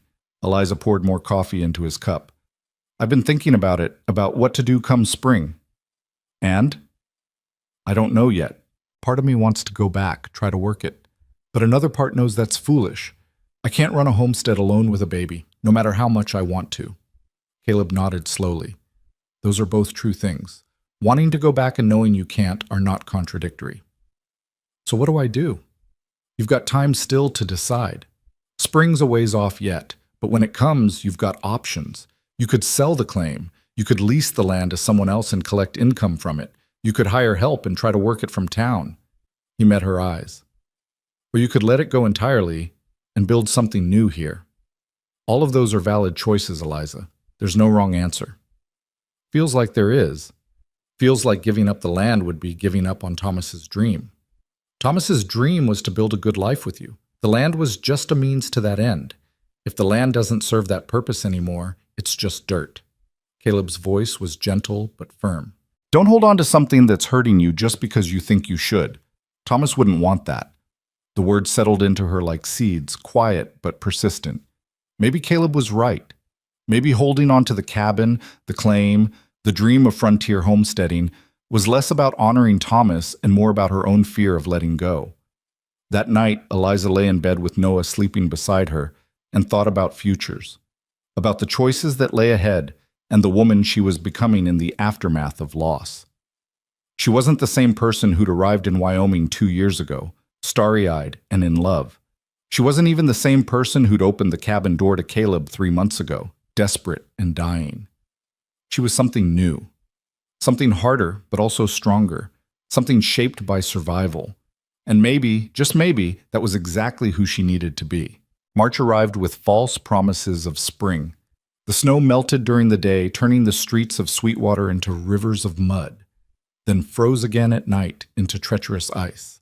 Eliza learned to navigate the unpredictable weather, learned which boardwalks were safest, which shortcuts through town were worth the risk. She also learned the rhythms of the boarding house more deeply. Mrs. Chen ran a tight operation, but there was flexibility within the structure. When Noah was fussy, the other women stepped in without being asked. When Eliza had a particularly hard day, the grief hitting her in unexpected waves, Mrs. Chen would assign her tasks that required less interaction, letting her work through it in her own way. "You're doing well," Mrs. Chen said one morning as they prepared breakfast together. The older woman's hands moved efficiently, cracking eggs into a bowl. "Better than most widows I've seen. You've got steel in you." "I don't feel like steel. I feel like I'm barely holding together." That's what steel looks like when it's being forged. All heat and pressure and the feeling you might break. But you don't break. You bend, you reshape, you become stronger. Mrs. Chen whisked the eggs vigorously. Give yourself credit for that. Eliza carried those words with her through the morning, through washing dishes and scrubbing floors and changing Noah's diapers. Steel being forged. Maybe that's exactly what this was. That afternoon, Dorothy Hutchinson invited her for tea in the parlor. Several of the other boarding house women joined them. Mrs. Patterson, Sarah Reeves, who was still waiting for the passes to clear so she could continue to California, and a new arrival named Anne Cordell, a young woman whose husband had died in a mining accident. We thought you might want to talk, Dorothy said, pouring tea into mismatched cups. About what comes next. We've all been where you are, in one way or another. Alone and trying to figure out how to keep going. Eliza looked around the circle of women.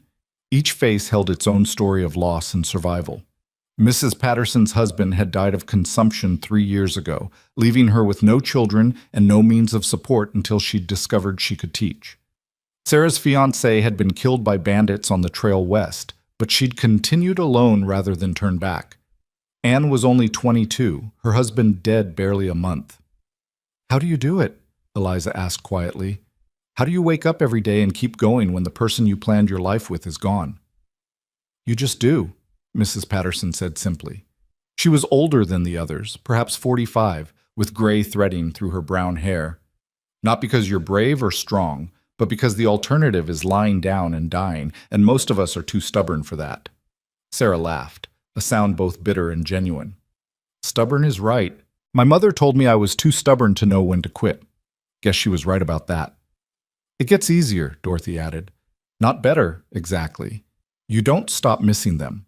But the missing becomes something you can live with instead of something that drowns you. Time does that, whether you want it to or not." Anne, the youngest and newest to grief, spoke up softly. "Do you think about remarrying? Is that even allowed? William's only been gone a month, but people are already suggesting I need to find another husband, like he was just replaceable." The room fell quiet for a moment. Eliza felt the question like a weight. She hadn't let herself think about that possibility. It felt too soon, too raw, too much like betrayal.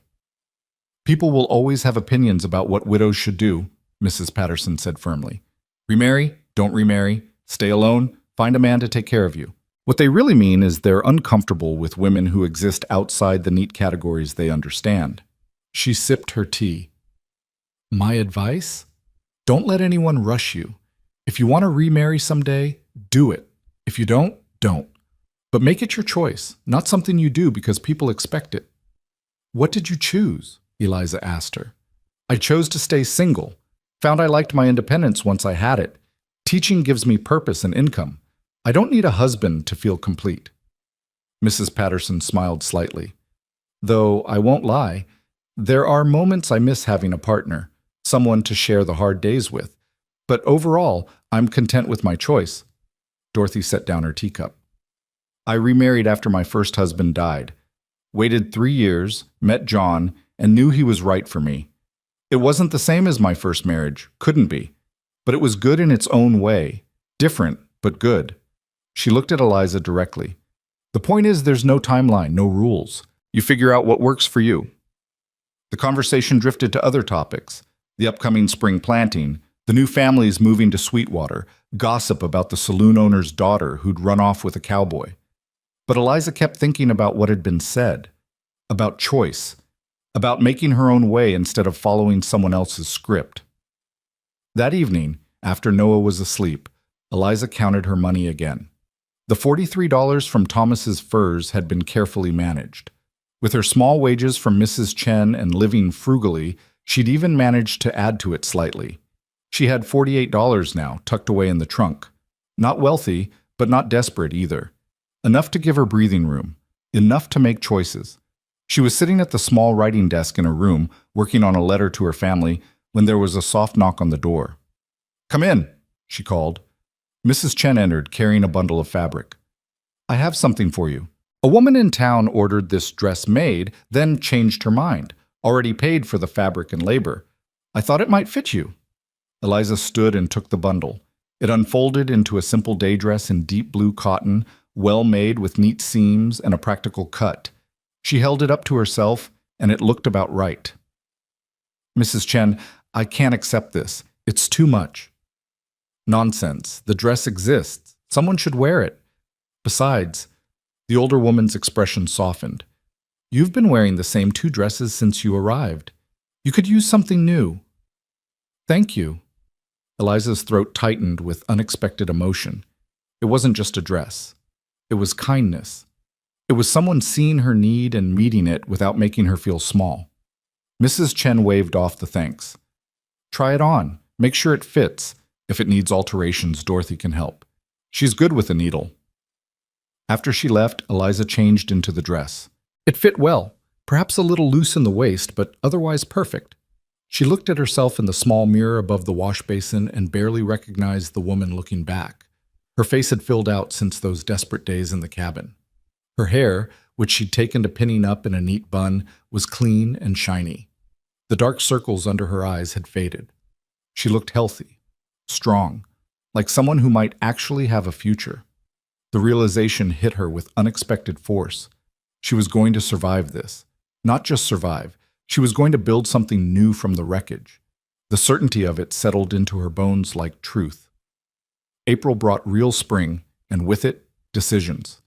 Caleb returned to Sweetwater on the 15th, riding in with a string of horses to sell and his usual easy manner. Eliza was hanging laundry in the yard behind the boarding house when she saw him coming up the street. Something in her chest lifted at the sight of him, and she had to examine that feeling carefully. Was it just relief at seeing a friendly face? Or was it something more? She pushed the thought away and waved.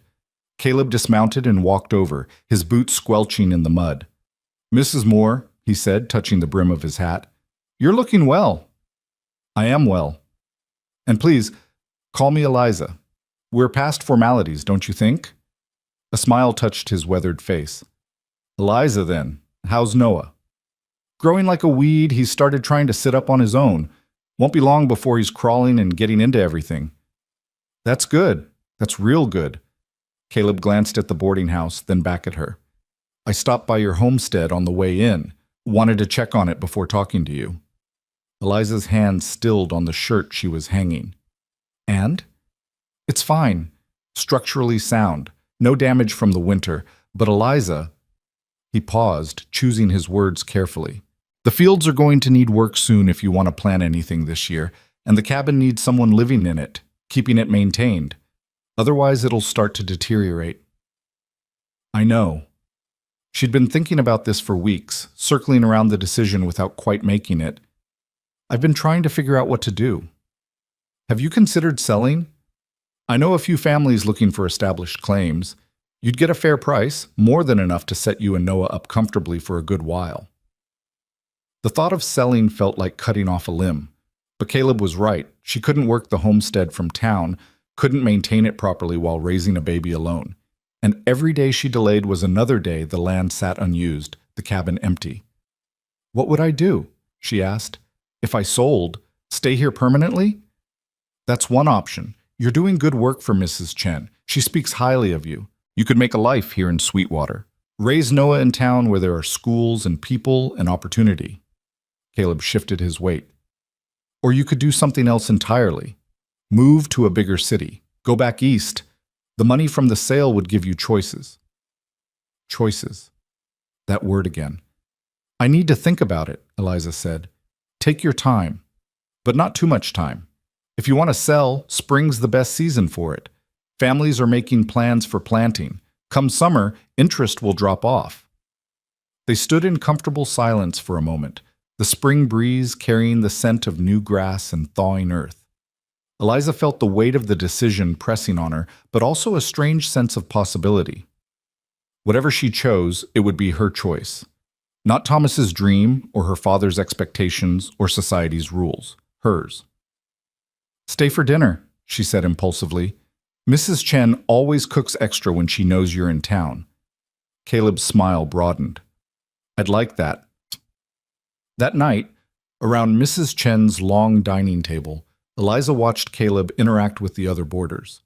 He was easy with everyone, respectful with the women, friendly with the few men who boarded there, gentle when Noah fussed, and Dorothy passed him over for Caleb to hold while she ate. "You're a natural with babies," Sarah Reeves observed. "Most men I know act like infants might explode if they touch them wrong." "Had practice with my sister's kids," Caleb said, adjusting Noah in his arms. "Once you've changed enough diapers, the fear goes away." Mrs. Patterson laughed. "A man who admits to changing diapers. Will wonders never cease?" The easy teasing continued through dinner, and Eliza found herself relaxing in a way she hadn't in months. This felt normal. This felt like family, even though they were all essentially strangers brought together by circumstance. After dinner, Caleb caught her on the porch as she was taking out the scraps for Mrs. Chen's chickens. Eliza, can I talk to you a minute? Of course. He leaned against the porch railing, looking out at the darkening street. I've been thinking about your situation, about the homestead, and what you should do. And I have a suggestion, if you're willing to hear it. I'm listening. What if you didn't sell? What if you leased the land to someone reliable who'd work it and give you a percentage of the profits? That way you keep the claim, keep the option of returning someday, but you don't have to work it yourself right now. Eliza considered this. Do you know someone reliable who'd want to lease it? I might. There's a family, the Johnsons, just moved to the area. Good people, hard workers. They've got 3 grown sons looking to farm. They don't have money to buy land outright, but they could work a lease arrangement. They'd maintain the property, plant crops, run some cattle. You'd get a share of whatever they produce or sell. Why would they agree to that instead of just claiming their own land? Because good claims are getting scarce around here, and establishing a new homestead from scratch takes years. Your place already has a cabin, cleared fields, a well. That's worth a lot. Caleb met her eyes. I could set up a meeting if you want. Let you talk to them, see if it feels right. It was a good solution, practical. It would give her income without the burden of working the land herself, and it kept her options open for the future. But there was something else in Caleb's offer, something that made her look at him more closely. Why are you doing this? She asked. All of this. You kept your promise to Thomas. You made sure I was safe, got me to town, helped me get settled. You've done more than enough. So why are you still helping? Caleb was quiet for a long moment, his expression thoughtful in the fading light. When he spoke, his voice was careful. Because I told you about Sarah, about losing her in that fire. What I didn't tell you was what came after. The years of drifting, of not letting myself care about anyone, because caring meant risking that kind of loss again. He looked at her directly. But somewhere along the way, I realized that protecting yourself from loss also means cutting yourself off from life, from connection, from the things that make being alive worthwhile. Eliza's heart was beating faster. She thought she knew where this was going, but she wasn't sure how she felt about it. When I met Thomas, when I made that promise to him, I thought I was just doing a favor for a decent man. But when I came to your cabin and found you and Noah, he paused. I saw myself, Eliza, saw what I'd been doing. You were dying, but you were still fighting, still trying to care for your son even when you had nothing left.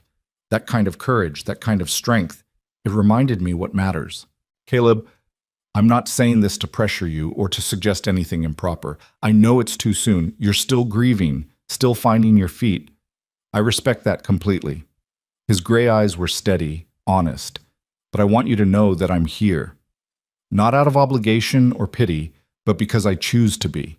Because helping you, being around you and Noah, has reminded me how to live instead of just exist.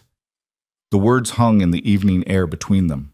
Eliza felt a tumult of emotions, gratitude, confusion, a flutter of something that might be interest if she let it be, and underneath it all, fear. Fear of moving too fast, of dishonoring Thomas's memory, of making a mistake that would cost her the stability she'd fought so hard to build. I don't know what to say, she admitted.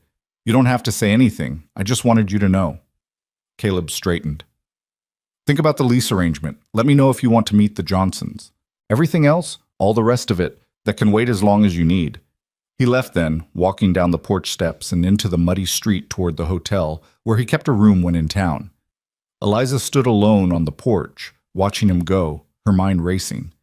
She went inside and found Mrs. Chen in the kitchen, washing the last of the dinner dishes.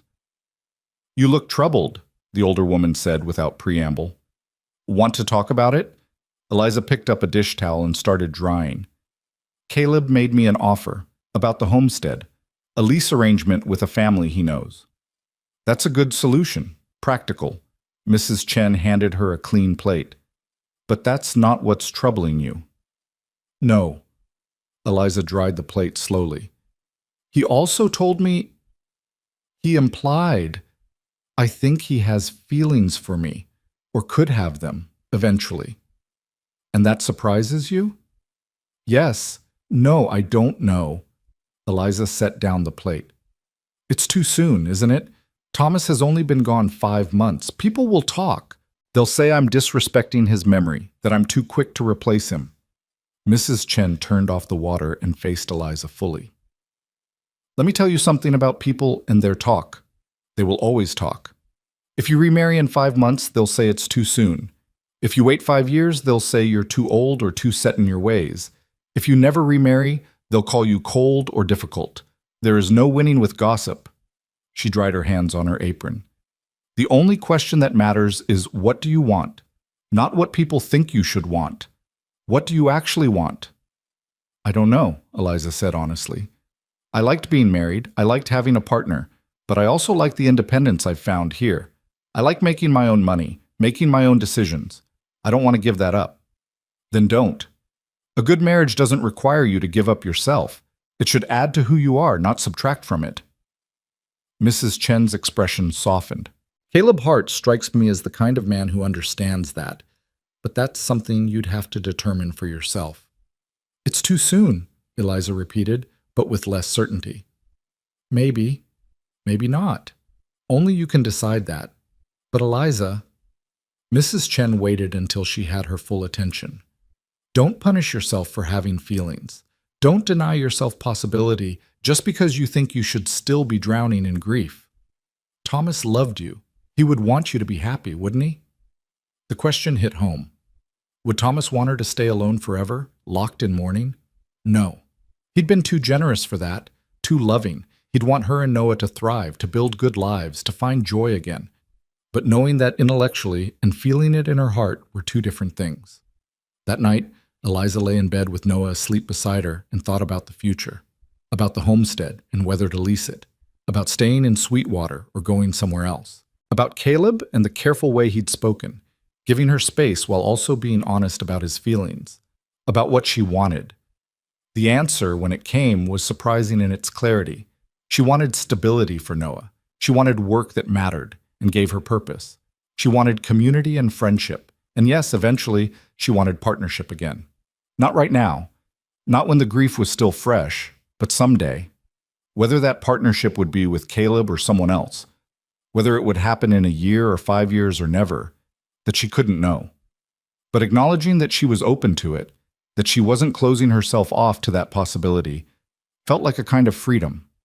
She fell asleep with that thought, and for the first time in months, she didn't dream of the cabin or the cold or Thomas's absence. She dreamed of spring fields and Noah's laughter and a future that held possibility instead of just survival. The next morning, she found Caleb at the livery stable where he was checking on his horses before heading out of town. I want to meet the Johnsons, she said without preamble. Set it up. He looked up from examining a horse's hoof, surprise and pleasure crossing his face. You sure? I'm sure. The lease makes sense. It keeps my options open while giving me income and ensuring the property doesn't just sit empty. She crossed her arms, businesslike. But I want fair terms. I want it in writing, and I want to meet them myself and make sure they're the right fit. Fair enough. I'll arrange it. Caleb set down the horse's hoof and stood. They're good people, Eliza. I think you'll like them. We'll see. The meeting happened 2 days later at Mrs. Chen's boarding house. The Johnsons turned out to be exactly as Caleb had described, a hard-working family with 3 strong sons and a practical approach to farming. Mr. Johnson was in his 50s, weathered but energetic. His wife Mary was a quiet woman with kind eyes. We'd treat your land like our own, Mr. Johnson said, sitting in Mrs. Chen's parlor with his hat in his hands. Build it up, care for it proper. We're thinking corn and wheat in the fields, maybe some cattle if the grazing's good. The cabin we'd maintain and live in, keep it sound. What percentage are you offering? Eliza asked. We were thinking 60-40. 60 for us, 40 for you. We're putting in all the labor, taking all the risk. But if that doesn't sit right, we could negotiate. Eliza thought about it. 60-40 seemed fair given that they'd be doing all the work. I want it to be 50-50 on any improvements to the property. If you build a barn or add to the cabin, we split the cost and I keep partial ownership. Mr. Johnson considered this, then nodded. That's fair. We agree to that. They worked out the details over the next hour. A 5-year lease with option to renew. 40% of all crop sales and livestock profits to Eliza. Shared cost on improvements. The Johnsons would move in by May 1st and start planting. I'll have a lawyer draw up the contract, Eliza said. Make it all legal and proper. Sounds good to us, Mr. Johnson said. He stood and offered his hand. Thank you for this opportunity, Mrs. Moore. We'll do right by you. Eliza shook his hand, feeling the calluses that spoke of a lifetime of hard work. See that you do. After they left, Caleb stayed behind, and Eliza poured them both coffee. You did good, he said. Drove a fair bargain. Better than I expected, actually. I learned something these past months, Eliza said, about not selling myself short, about asking for what I'm worth. She looked at him over the rim of her coffee cup. You helped teach me that. You always had it in you. You just needed a chance to find it. They sat in comfortable silence for a moment. Then Eliza spoke again carefully, about what you said the other night, on the porch. Caleb's expression became guarded. You don't have to... Let me finish. She set down her cup. I can't promise you anything right now. It's too soon, and I'm still figuring out who I am without Thomas. But I want you to know that I'm not closed to possibility. Eventually, when the time is right. Something eased in Caleb's face. Not quite a smile, but close. Eventually is good. Eventually I can work with. Good. Then let's just be friends for now. Let me get through this first year. Let me see how the lease works out, how Noah grows, how I feel once I've had time to properly grieve and heal. Friends, Caleb agreed. That's a good place to start. And it was. Over the next few months, as spring turned to summer, Caleb became a regular presence in Sweetwater. He'd stop by the boarding house when he was in town, have dinner, play with Noah, talk with Eliza about everything and nothing. There was no pressure, no expectations beyond simple companionship. The Johnsons moved into the homestead and proved to be as good as their word. They sent monthly reports about the planting, about improvements they were making, about the progress of the crops. By midsummer, Eliza received her first payment from the wheat harvest. It wasn't much, but it was hers, earned from the land Thomas had claimed. She put half in savings and used the rest to buy Noah new clothes and herself a second new dress. Small luxuries, but they represented something larger: independence, self-sufficiency, a future built on her own terms. One evening in July, Eliza sat on Mrs. Chen's porch with Noah in her lap, watching the sun set over Sweetwater's main street. The baby was chattering nonsense, grabbing at her fingers, happy and healthy and growing strong. She thought about this cabin where she'd nearly died, about Thomas buried on the hill behind the church, about the woman she'd been and the woman she was becoming. The grief was still there. She suspected it always would be, but it had changed shape. Instead of drowning her, it had become something she carried, a weight that made her stronger for bearing it. Dorothy came out and sat beside her. Penny, for your thoughts? I was just thinking how strange life is. 6 months ago, I was starving in a cabin, convinced I was going to die. Now I'm here, healthy, working, raising my son, making plans for the future. Eliza looked down at Noah. If someone had told me then that this was possible, I wouldn't have believed them. That's the thing about rock bottom, Dorothy said. The only way left to go is up. And you, Eliza Moore, you've climbed far. I had help, a lot of help. Sure you did. But you also helped yourself. Don't forget that part. Dorothy stood. Supper's almost ready. Mrs. Chen made pot roast. Eliza stayed on the porch a moment longer, Noah warm in her arms, the evening air soft around them. Somewhere out there was the homestead, being worked by good people. Somewhere was Caleb, probably on the trail with his horses, thinking his own thoughts. Somewhere was a future she couldn't yet see, but was learning to trust might hold good things. She stood and went inside to dinner, to the warm kitchen and the family she'd found in this unlikely place, and felt something she'd thought lost forever. Peace. Summer deepened into autumn, and with it came changes that Eliza had learned to welcome rather than fear. Noah celebrated his first birthday in September with a small party in Mrs. Chen's dining room. Dorothy had baked a cake, and all the boarding house residents gathered to watch the baby demolish a slice with his chubby hands, smearing frosting across his delighted face. Caleb had been there too, having timed his visit to coincide with the celebration. He'd carved Noah a wooden horse, smooth and perfect, small enough for baby hands to grip. When Noah had squealed with joy at the gift, Caleb's face had lit up in a way that made something flutter in Eliza's chest. She'd allowed herself to acknowledge that feeling now. Not act on it, not yet, but at least admit it existed. Attraction, interest, the possibility of something more than friendship when the time was right. The lease with the Johnsons continued to prove successful. The fall harvest brought wheat and corn, and Eliza's share translated to more money than she'd seen in one place since coming west. She was careful with it, saving most while allowing herself small comforts, better shoes, a warm winter coat for Noah, books to read in the evenings. Mrs. Chen had increased her wages too, recognizing the value of her work. Eliza had become indispensable to the running of the boarding house, managing not just the cleaning and cooking but also the accounts when Mrs. Chen's eyes grew too tired for the close work of numbers. "You have a head for business," Mrs. Chen observed one October afternoon as they reviewed the month's expenses together. "Better than mine, honestly. You see patterns I miss." "My father kept the books for his shop back in Pennsylvania. He taught me young." Eliza made a notation about a supplier who was charging too much for flour.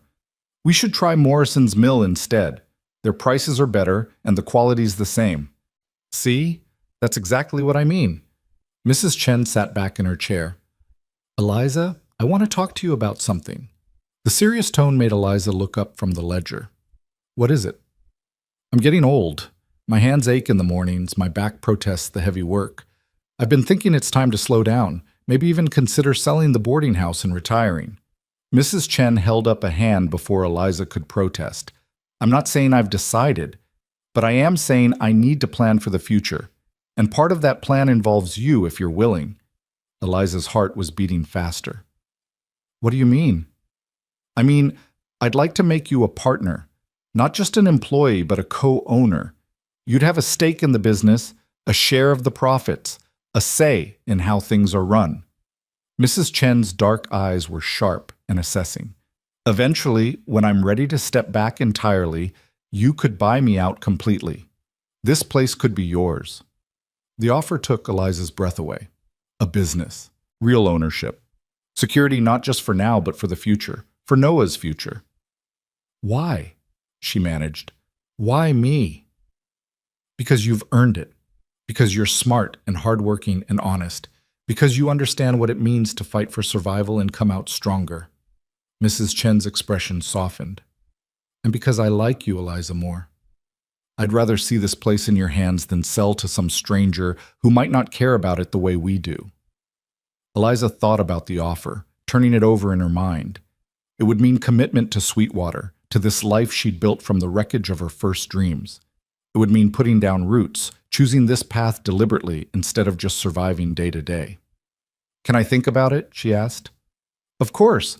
Take all the time you need, but not too much time. I'm old, not immortal." Mrs. Chen's smile took the sting from the words. That evening, Eliza walked to the cemetery on the hill. She hadn't been since that first visit with Caleb, but she found herself needing to now. Needing to talk to Thomas, or at least to the memory of him. The wooden cross was weathering, the carved letters beginning to fade. Eliza knelt in the grass, now brown with approaching winter, and placed her hand on the earth that covered him. "I have a decision to make," she said quietly. "Mrs. Chen wants to make me her partner. Eventually I could own the boarding house outright. It's a good offer, a secure future for me and Noah." She paused, watching clouds drift across the autumn sky. "But taking it means letting go of the homestead dream, means accepting that I'm not the frontier wife you married, that I'm becoming something different." The wind rustled through the cemetery grass, carrying the scent of wood smoke from town. Eliza waited, though she wasn't sure what for. A sign? Permission? Absolution? "I think you'd understand," she continued. "You always wanted me to be happy, to be safe. This would do that. This would give Noah opportunities, education, community, a stable home. It's just not the home we planned." Her voice cracked slightly. "I loved our dreams, Thomas. I loved you.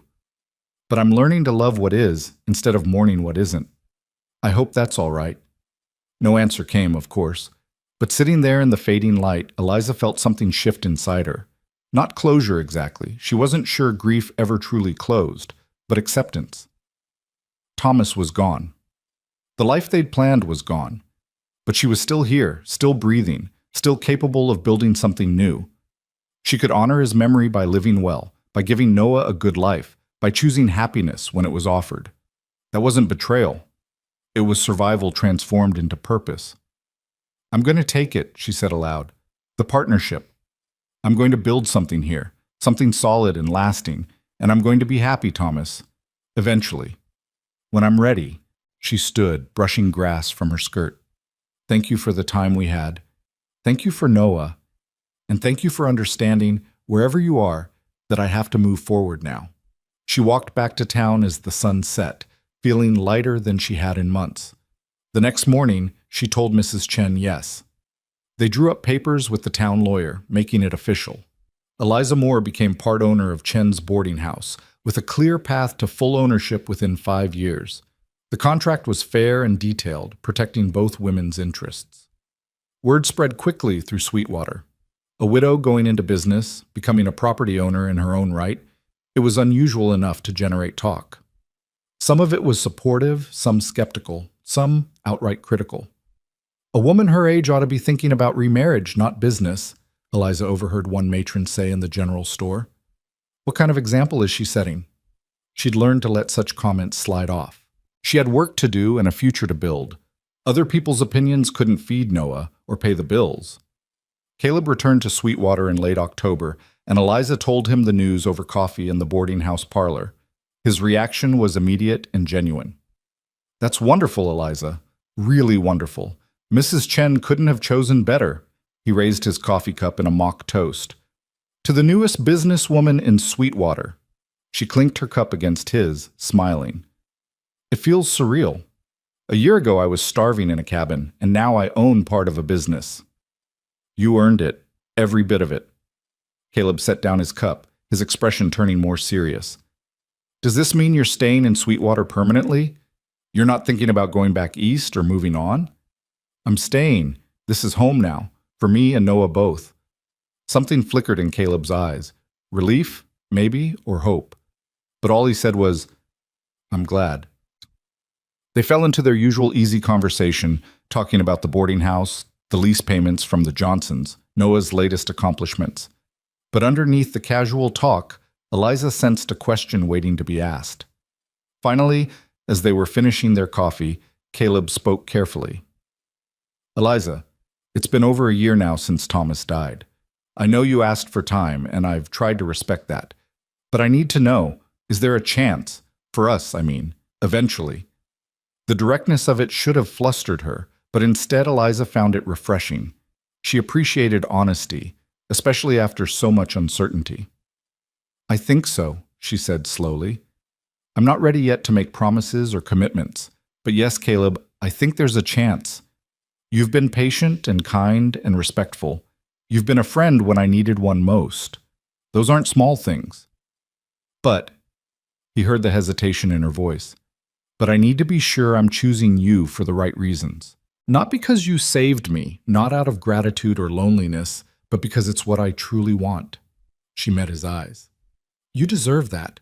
Someone who chooses you deliberately, not just because you're there." Caleb nodded slowly. "That's fair, more than fair, and I can wait, Eliza. I'm good at waiting." "I know you are. That's one of the things She paused, then finished honestly. "One of the things I'm starting to love about you." The word hung between them. Love, not quite spoken, but acknowledged. Caleb's expression softened, and he reached across the table to cover her hand with his. "Take all the time you need. I'm not going anywhere." Winter came again, but this time Eliza faced it from a position of strength.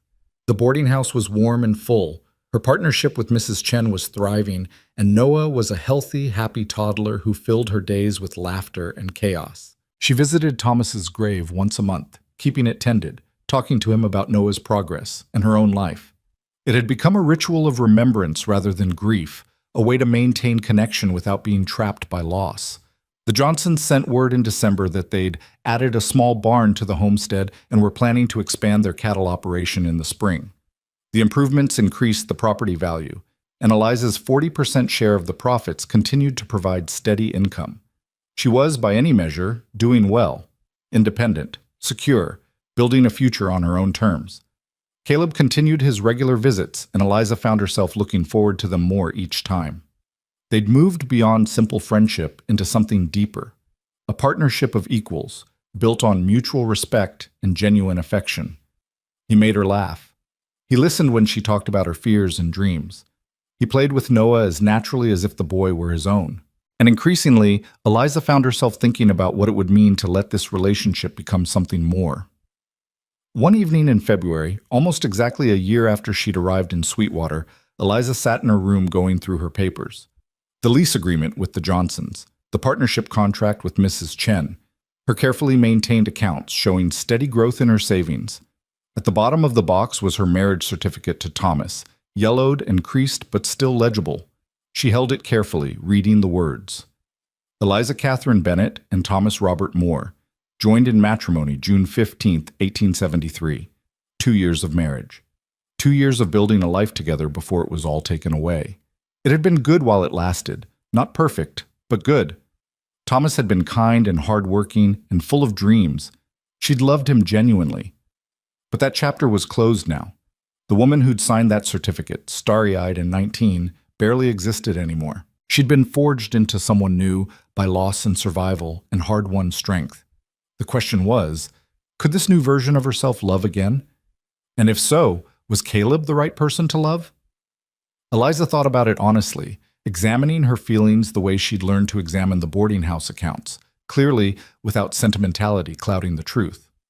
She cared for Caleb, respected him, was attracted to him, trusted him, enjoyed his company, could imagine a future with him, one built on partnership rather than rescue, on mutual choice rather than desperation. That felt right. That felt real. The realization settled into her chest like certainty. She was ready, not to replace Thomas. That would never be possible. But to choose something new. To choose Caleb deliberately and honestly for who he was and what they could build together. She put the marriage certificate back in the box, handling it gently. That was history now, precious but past. It was time to look forward. When Caleb came to town the following week, Eliza asked him to take a walk with her. It was a cold afternoon, but the sun was shining and the worst of winter seemed to be loosening its grip. They strolled down Sweetwater's main street, Noah bundled between them in a small wagon Caleb had built. "I've been thinking," Eliza began, "about us, about what comes next." Caleb glanced at her, his expression carefully neutral.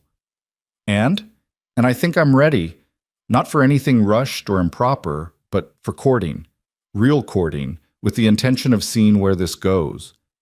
She stopped walking and turned to face him. "If you still want that." The smile that broke across Caleb's face was like sunrise. "I want that. I've wanted that for months, but I was trying to be patient." "You have been patient, too patient, maybe. I appreciate it, but I also don't want to waste any more time being cautious about something I know I want." Eliza took a breath. "So yes, let's court properly. Let people talk if they want to. Let's see if what I think this could be actually matches reality. And what do you think this could be? A partnership, a real one, between equals. You doing your work with the horses, me running the boarding house, both of us raising Noah together, building something solid and lasting." She met his eyes steadily. "I'm not looking for someone to save me or take care of me. I can do that myself now. I'm looking for someone to walk beside me. Can you be that?" "I can," Caleb said firmly. "I want to be that. I don't want to own you or control you, Eliza. I just want to be with you, to build a life together, whatever shape that takes." "Good. Then we understand each other." Caleb took her hand, his grip warm even through her glove. "We do. And just so we're clear, I'm not Thomas. I can't be him, and I won't try to be. What we build together will be ours, something new." "I know. That's what I want too." Eliza squeezed his hand. "Something new, something chosen." They walked in comfortable silence for a while, Noah babbling contentedly in his wagon. Other townspeople noticed them holding hands and would undoubtedly talk, but Eliza found she didn't care. Let them talk.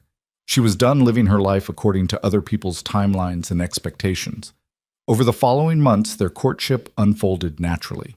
Caleb made Sweetwater his base of operations, taking a permanent room at the boarding house and building a small stable on the edge of town for his horses.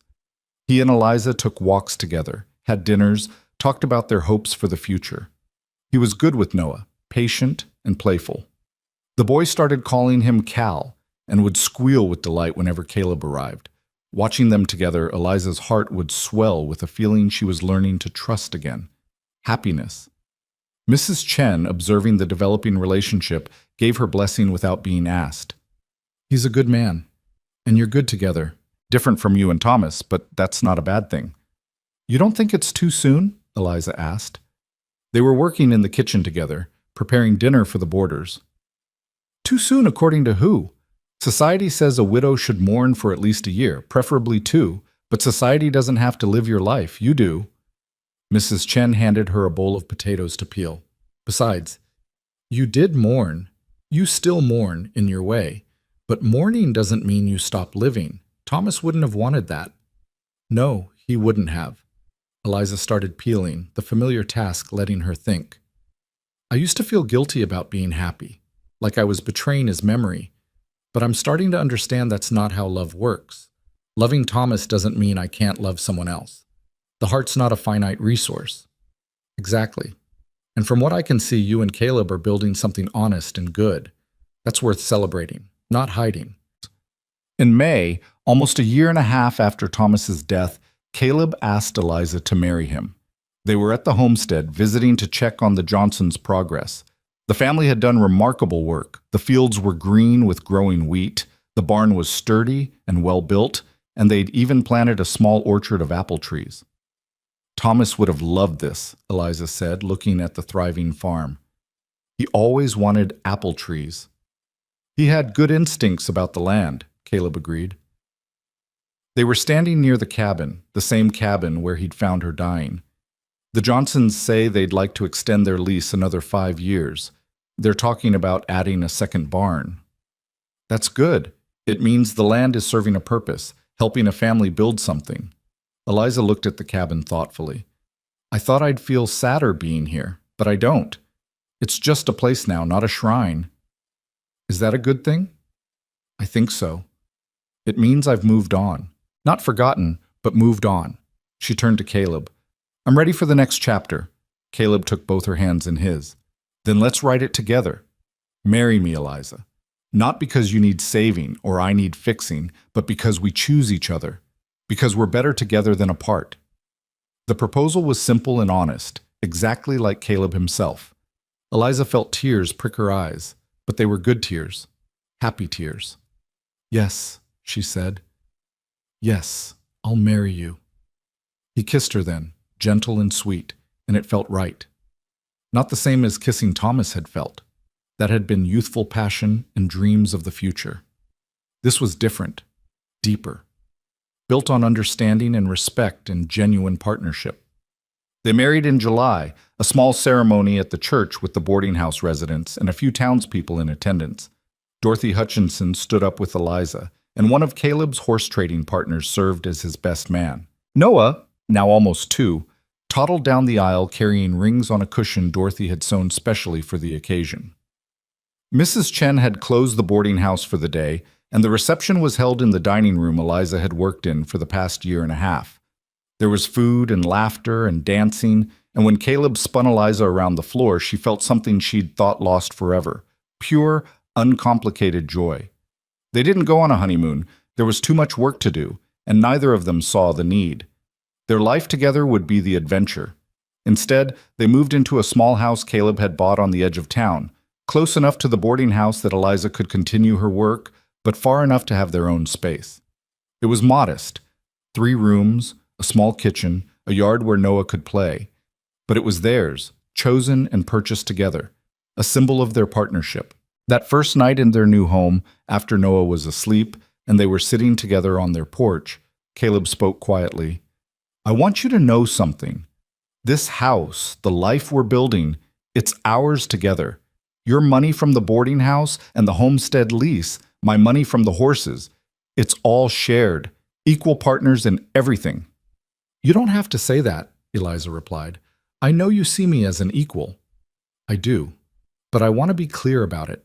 I've seen too many marriages where the husband controls everything and the wife has no say, no independence. That's not what I want for us." He took her hand. "Your business with Mrs. Chen, your share of the homestead profits, those remain yours. What's mine is yours too, but I'll never ask you to give up what you've built." The words touched something deep in Eliza's heart. This was what partnership looked like. Not one person rescuing another, but two people walking side by side, each bringing their own strength to the journey. "Thank you," she said simply, "for understanding that matters to me." "Of course it matters. You fought too hard for your independence to give it up now." They sat in comfortable silence, watching fireflies dance in the summer darkness. Eliza thought about the journey that had brought her here, the desperate cabin, the starvation, the knock on the door that had saved her life. Caleb's arrival had been the turning point, but what came after had been her own doing, her strength, her choices. Her hard-won survival transformed into thriving. The months turned to years, and the life Eliza and Caleb built together flourished. The boarding house partnership continued successfully, with Eliza managing the day-to-day operations while Mrs. Chen gradually stepped back. When the older woman passed away peacefully in her sleep 3 years after the wedding, she left her full share of the business to Eliza, making her the sole owner. Noah grew into a bright, energetic boy who loved both his mother and the man he'd learned to call Pa. Caleb treated him exactly as if he were his own son, never making distinctions, never making the boy feel less than fully loved. 2 years after their wedding, Eliza gave birth to a daughter they named Sarah, after Caleb's first love. It was Eliza's idea, a way of honoring the past while embracing the future. Caleb had wept when she suggested it. "You're sure?" he'd asked. "It doesn't bother you?" "She was part of your story," Eliza had replied. "Just like Thomas is part of mine. We don't erase our pasts. We carry them with us and let them make us better." The boarding house became known throughout Wyoming as one of the best-run establishments in the territory. Eliza's business acumen, combined with her genuine care for the people who stayed there, created a reputation that brought steady customers and steady income. The homestead lease with the Johnsons continued year after year. Their improvements transformed the property into a prosperous farm, and Eliza's share of the profits provided additional security for her family. Eventually, when Mr. Johnson approached her about buying the land outright, she agreed, selling it to them at a fair price that reflected both the property's value and the work they'd put into it. She used part of the money to expand the boarding house, adding several more rooms and modernizing the kitchen. The rest she saved for Noah and Sarah's futures, knowing the value of having resources when you needed them. Caleb's horse business thrived as well, his reputation for fair dealing and good stock spreading throughout the territory. He and Eliza worked side by side, two independent people who'd chosen to build a shared life, each respecting the other's work and autonomy. On a summer evening 5 years after their wedding, Eliza stood on the porch of their house watching Noah, now 7, teach 6-year-old Sarah how to ride the gentle mare Caleb had given her. The children's laughter rang out across the yard, pure and joyful. Caleb came out and stood beside her, his arms settling comfortably around her waist. "You look thoughtful," he said. "I was just remembering," Eliza replied. "That cabin, that knock on the door. How different everything could have been if you hadn't come." "But I did come." "You did, and you saved my life, but more than that, you gave me space to save myself, to become strong, to choose my own path." She leaned into him. "That was the real gift." "We saved each other," Caleb said. "I was just existing before I met you, going through the motions. You reminded me what it means to really live." They stood together in the fading light, watching their children play, listening to the sounds of sweet water settling in for the evening. The boarding house, visible from their porch, had lights in every window. Somewhere in town, the church bell rang. Life continued, steady and good. Eliza thought about Thomas sometimes, usually when she visited his grave with flowers or when Noah asked questions about the father he'd never known. She told her son the truth, that Thomas had been brave and kind and full of dreams, that he'd loved them both, that his death had been heroic even if it was also tragic. And she told him something else, too. People don't just get one chance at love or one path in life. We get to choose again and again, rebuilding when things fall apart, finding new dreams when old ones die. Your father gave me you, and that was a precious gift. But Caleb gave me the chance to become who I needed to be. Both of those things are true. Both of those men shaped our lives. Noah seemed to understand in the way children do that life was complicated, and that was all right. As darkness fell, Caleb called the children in for bed. Eliza followed them inside into the warm house filled with the sounds of family. She helped Sarah into her nightgown while Caleb settled Noah down. They read stories together, all four of them piled on the big bed, and when the children finally drifted off to sleep, Eliza and Caleb carried them to their own beds. Later, lying in bed with Caleb beside her, Eliza thought about the journey that had brought her here. From Pennsylvania to Wyoming, from marriage to widowhood to marriage again. From helpless desperation to hard-won strength, and finally to this, a life built on choice, partnership, and love freely given. She'd been left with a baby and no food, facing death in a frozen cabin. Then a cowboy had knocked with a sack and a smile, and everything had changed. But the change hadn't been just rescue. It had been awakening. A chance to discover who she really was beneath the roles she'd been taught to play. She was Eliza Moorhart now. Businesswoman, mother, wife, survivor, builder of futures. Someone who'd faced the worst and come through stronger. The woman in that cabin would barely recognize her. But that woman was still there, somewhere deep inside. The foundation on which everything else had been built. The strength she'd found in that desperate darkness had never left her. It had simply transformed into something more useful. Resilience, wisdom, the knowledge that she could endure anything and still choose joy. "What are you thinking about?" Caleb murmured in the darkness. "Everything. Nothing. How grateful I am." Eliza turned to face him. "For you, for this life, for the second chances we both got. Third chances, maybe. Fourth. Who's counting?" Caleb's voice held a smile. "The point is, we found each other and we built something good." "We did."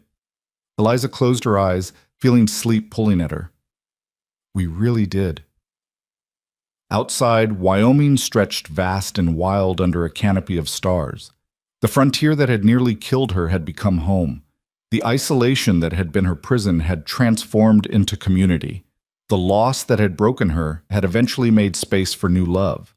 She'd learned that survival wasn't the end of the story. It was the beginning. That strength came from enduring impossible things and choosing to keep living anyway. That love didn't diminish when shared with new people. It multiplied, creating abundance where there had been scarcity. Most of all, she'd learned that she was enough. Not because a man saved her, though Caleb had done that. Not because she ran a successful business, though she did that too. But because she'd faced her darkest moment and refused to give up. Because she'd chosen life when death would have been easier. Because she'd found the courage to build again after everything fell apart. That courage lived in her still, would always live in her, passing down through Noah and Sarah to whatever futures they built. It was her legacy, more valuable than property or money. The knowledge that no matter what life brought, you could endure it. You could survive it. And with time and effort, and maybe a little help from others, you could transform survival into something beautiful. Eliza Moorhart fell asleep in the home she'd chosen, beside the man she'd chosen, surrounded by the family she'd built from the ashes of loss. And if somewhere in her dreams she heard an echo of that long-ago knock on a cabin door, she smiled at the memory. That knock had been the beginning. But this warm house, this full life, this hard-won happiness, this was the destination. And it was worth every difficult step of the journey that had brought her here. The end.